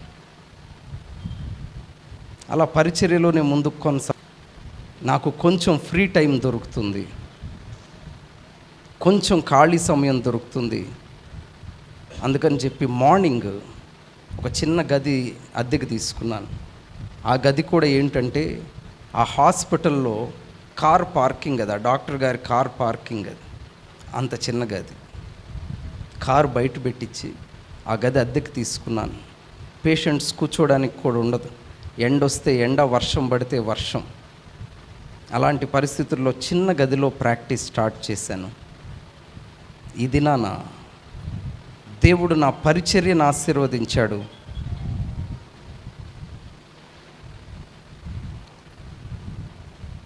హాస్పిటల్ కాల్స్ వస్తూనే ఉంటాయి, ఎందుకంటే పేషెంట్లు పడవస్తారు, ఎముకలు ఇరిగి వస్తారు. మరి నేను అవైలబుల్గా లేను అక్కడ. దేవుడు ఈ దినాన నా పరిచర్యను ఆశీర్వదించాడు, ఆయన పరిచర్యను దీవించాడు. సంఘం ఎంతో వృద్ధి చెందింది. నా ప్రాక్టీస్ను అంతకంటే దేవుడు ఆశీర్వదించాడు. ఈ దినం ఒక 100 పడకల సూపర్ స్పెషాలిటీ హాస్పిటల్ కట్టే కృపను దేవుడు నాకు దయచేశాడు. అదే దేవుడు మంచోడు కాదు, దేవుడు నాకు మంచి చేయలేదని నేను ఉయ్యూరు నుండి వెళ్ళిపోయి ఉంటే పరిస్థితులు వేరుగా ఉండేవి. వెన్ ఎవర్ వీఆర్ టెంప్టెడ్, నేను ఆ రోజు టెంప్టేషన్ లోనవ్వకుండా, మనీ వెనక పరిగెత్తకుండా దేవునిలోనే నిలబడటం వల్ల దేవుడి దినం నన్ను అంతా ఆశీర్వదించాడు. ఆల్వేస్ రిమెంబర్, టెంప్టేషన్ గురవుగానే మనకేం జ్ఞాపకం రావాలి? We have to remember God's goodness.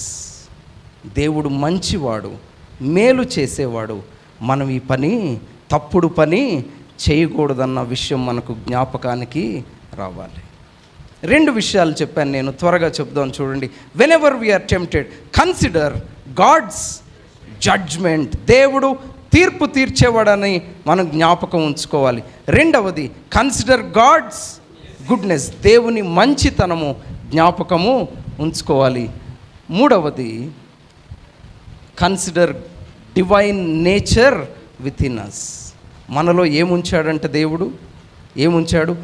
తన నేచర్ మనకు ఇచ్చాడు, తన స్వభావాన్ని మనకిచ్చాడు. అది ఏ స్వభావం? దైవికమైన స్వభావం. ఎలాంటి స్వభావం అది? దైవికమైన స్వభావం ప్రభువు మనలో ఉంచాడు. ఇప్పుడు చదువుదాం చూడండి, యాకోబు రాసిన పత్రిక 1వ అధ్యాయం 18వ వచనం చదువుదాం. 18వ వచనం.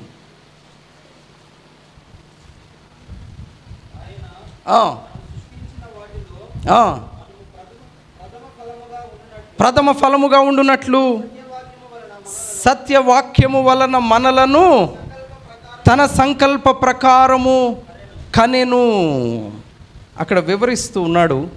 ఇది ఈ 1 or 2 స్లైడ్స్ చూసి నేను ముగిస్తాను. అక్కడ డివైన్ నేచర్ అంటే దైవిక స్వభావము అంటే యాకోబు దేన్ని గురించి మాట్లాడుతున్నాడు అంటే మనలను కనెను అన్నాడు ఆ వచనంలో, అవునా కాదా? మనలను కనెను, కనుటను గురించి మాట్లాడుతున్నాడు. అంటే మన బర్త్, మన పుట్టుక ఎలాంటిదో వివరిస్తున్నాడు. What are the characteristics of our birth? ఏంటి, మనం ఎలా పుట్టామంట? మొదటి చదవండి. ఇట్ ఈజ్, కొంచెం గట్టిగా చదువు. ఇట్ ఈజ్ అంటే అది ఎలాంటిది? దైవ సంబంధమైన పుట్టుక. మనం ఎందుకు పుట్టాము ఈ లోకంలో? ఎందుకు పుట్టాను చెప్పండి? ఏంటి అటు చూస్తారు నన్ను? అది దేవుని సంకల్పం గనుక పుట్టాం. Yes or no? Do you agree with me? అది దేవుని సంకల్పం. మన పుట్టుక ఎలాంటిది? It is divine. 2వది ఎలాంటిది? It is gracious. తన కృప. అది ఏంటిదంటే అది దేవుని కృప. 3వది ఏంటి? మనం ఎలా జన్మించాలి అంటే, అది మనం ఎలా జన్మించాలంటే దేవుని వాక్యము ద్వారా తిరిగి జన్మించాలి. మన నేచర్ ఎలాంటి నేచర్ అన్నాం? డివైన్ నేచర్ అన్నాం. దేవుడు మనలో ఏం పెట్టాడు? దైవికమైన స్వభావం పెట్టాడు. కానీ మనం ఏం చేస్తున్నాం? పాపం చేస్తూనే పోతున్నాం. దేవుడు దైవ స్వభావం పెట్టాడు కానీ పాపం చేస్తున్నాం. కాబట్టి మనం ఏమవ్వాలి? మరలా తిరిగి జన్మించాలి. అందుకే నేనేం రాశాను? It is through God's word. దేవుని వాక్యము ద్వారా, వాక్యమును అంగీకరించి మనము తిరిగి జన్మించాలి. అండ్ లాస్ట్ది రాశాను, it is the best birth possible. ఏ జన్మ ఇది? 2వ జన్మ. ఏ జన్మ చెప్పండి? ఏ జన్మ అన్నాను? ఆ మాట చెప్పండి. ఎన్నో జన్మ? బయట అంటారు ఇంకో జన్మ ఉందేంటి? ఉందా 3వది? నువ్వు మళ్ళీ పుడితే చెప్పరే, అరే నువ్వు తప్పు చేసావరా, ఇదిగో మళ్ళీ పుడితే అదిగో అది వెళ్తుంది చూడు, అట్ట పుడతావు నువ్వు. ఆ కుక్కలాగా పుడతావు, ఆ పిల్లిలాగా. ఎవరు చెప్పింది నీకు? 2వ జన్మ. మొదటిదేమో ఈ లోకంలో జన్మించాం. 2వ జన్మ ఏంటి? It is through God's word. దేవుని కృప ద్వారా మరలా తిరిగి జన్మించాం. అంటే అర్థం ఏంటి? మారు మనస్సు పొందాం. ఏం పొందాం? రక్షణ పొందాం. అందుకే అంటున్నాను, it is the best birth possible. Divine nature ఎప్పుడు వస్తుంది? Consider divine nature within us. దైవ స్వభావం మనలో నిజంగా ఎప్పుడు వస్తుందంటే మరలా మనము తిరిగి జన్మించిన తరువాత, దేవుని వాక్యము ద్వారా తిరిగి జన్మించిన తర్వాత దేవుడు మనలో ఏ నేచర్ ఇస్తాడు? దైవ స్వభావాన్ని మనలో ఉంచుతాడు. టెంప్టేషన్కి లోన్ అవ్వగానే మనకేం జ్ఞాపకం రావాలంటే, అమ్మో దేవుడు నాలో ఏముంచాడు? దైవికమైన స్వభావాన్ని నాలో ఉంచాడు తప్ప లోక సంబంధమైన స్వభావం నాకు ఇవ్వలేదు. ఆ దైవికమైన స్వభావం ఇవ్వడానికే ఆయన ఈ లోకానికి దిగొచ్చాడు. ఆ దైవికమైన స్వభావం ఇవ్వడానికి నా కోసం సిలువలో చనిపోయాడు. ఆ దైవికమైన స్వభావము నేను కలిగి ఉండాలి అన్న భయము మనము కలిగి ఉండాలి. నేను ఇంకా లాస్ట్ ఇది అక్కడ ఏమన్నాను చదవండి, ఆ ఫస్ట్ సెంటెన్స్ చదవండి. Higher birth means a higher life. Yes, higher birth అంటే మనం పుట్టిన మొదటి పుట్టుకని కాదు, నేను ఏదో కింగ్స్ ఫ్యామిలీలో పుట్టాను అన్నది కాదు. సాధారణంగానే పుట్టాము అందరం, అవునా? కానీ తర్వాత కింగ్స్ ఫ్యామిలీలోకి వచ్చాం, అవునా కాదా? మీరు రాజులైన యాజక, yes, that is a higher birth. ఉన్నతమైన పుట్టుకను దేవుడు దయచేశాడు. ఎలా పుట్టాం? మరలా ఆయన రక్తములో కడుగబడుట ద్వారా, ప్రభువును హృదయములో చేర్చుకొనుట ద్వారా మరలా తిరిగి జన్మించాం. దాన్ని ఏం బర్త్ అన్నాం? Higher birth. నేను ఆ సెంటెన్స్ రాశాను, మరొకసారి చదువుతారా ఆ sentence? Higher birth must mean a higher. అవును, అంత గొప్ప పుట్టుక, తిరిగి జన్మించే కృప దేవుడు దయచేశాడు కనుక మనలో ఏముండాలి? అంత హయ్యర్ లైఫ్ మనలో ఉండాలి. అంత ఉన్నతమైన జీవితాన్ని మనము జీవించాలి.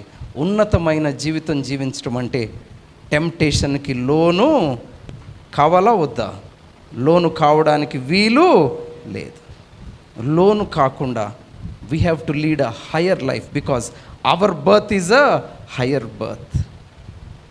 దేవుడు ఉన్నతమైన కృప చూపించి మరలా జన్మించే కృపనిచ్చాడు. రక్షణ భాగ్యం దయచేశాడు కనుక మనలో ఏముండాలి? గొప్ప జీవితం. దేవుని కొరకు మనము జీవించే వారముగా ఉందాం. అందుకే నేను చెప్తా ఉన్నాను, whenever we are tempted, first slide, whenever we are tempted, మొదటిగా 3 విషయాలు జ్ఞాపకం ఉంచుకోండి. ఏం జ్ఞాపకం ఉంచుకోవాలి? గాడ్స్ జడ్జ్మెంట్, దేవుడు తీర్పు తీర్చేవాడని మనము జ్ఞాపకము ఉంచుకోవాలి. రెండవది ఏం జ్ఞాపకం ఉంచుకోవాలి? రెండవది ఏం జ్ఞాపకం చేసుకోవాలి? God's goodness. చెప్పండి, గాడ్స్ గుడ్నెస్ అంటే దేవుని మంచితనము. అయ్యో దేవుడు చాలా మంచివాడు, నాకు అన్ని మంచి కార్యాలే జరిగిస్తాడు, నేను ఈ తప్పు చేయడం మంచిది కాదని జ్ఞాపకం ఉంచుకోవాలి. మూడవది consider God's divine nature within us, మనలో ఉన్న దైవ స్వభావాన్ని జ్ఞాపకానికి తెచ్చుకోవాలి. 4 డీస్ చెప్పాను. మొదటిగా ఏంటి? డిజైర్.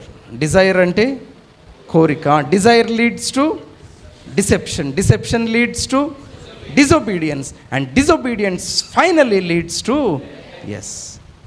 దేవుని కృపచేత ఆయన మనల్ని తీర్పు తీర్చేవాడని, ఆయన మంచివాడని, దైవ స్వభావాన్ని మనలో ఉంచాడని జ్ఞాపకం ఉంచుకొని ఈ కోరికలను అదుపులో ఉంచుకుందాం. టెంప్టేషన్ని ఓవర్కమ్ చేసి దేవుని కొరకు జీవిద్దాం. A higher birth must mean a higher life. ఉన్నతమైన జీవితం, దేవుని కొరకు జీవిద్దాం. తలలు వంచండి, ప్రార్థన చేద్దాం. ప్రార్థన చేద్దాం.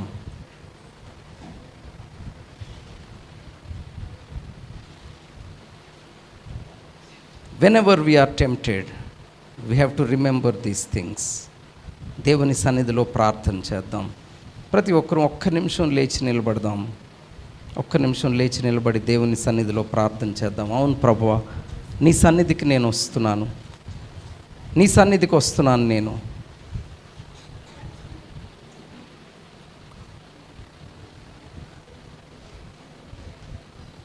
ప్రతి ఒక్కరూ దేవుని సన్నిధిలో ప్రార్థన చేద్దాం. కళ్ళు మూసుకొని ఒక్క నిమిషం. అవును ప్రభువా, ఐఎమ్ కాన్స్టెంట్లీ బీయింగ్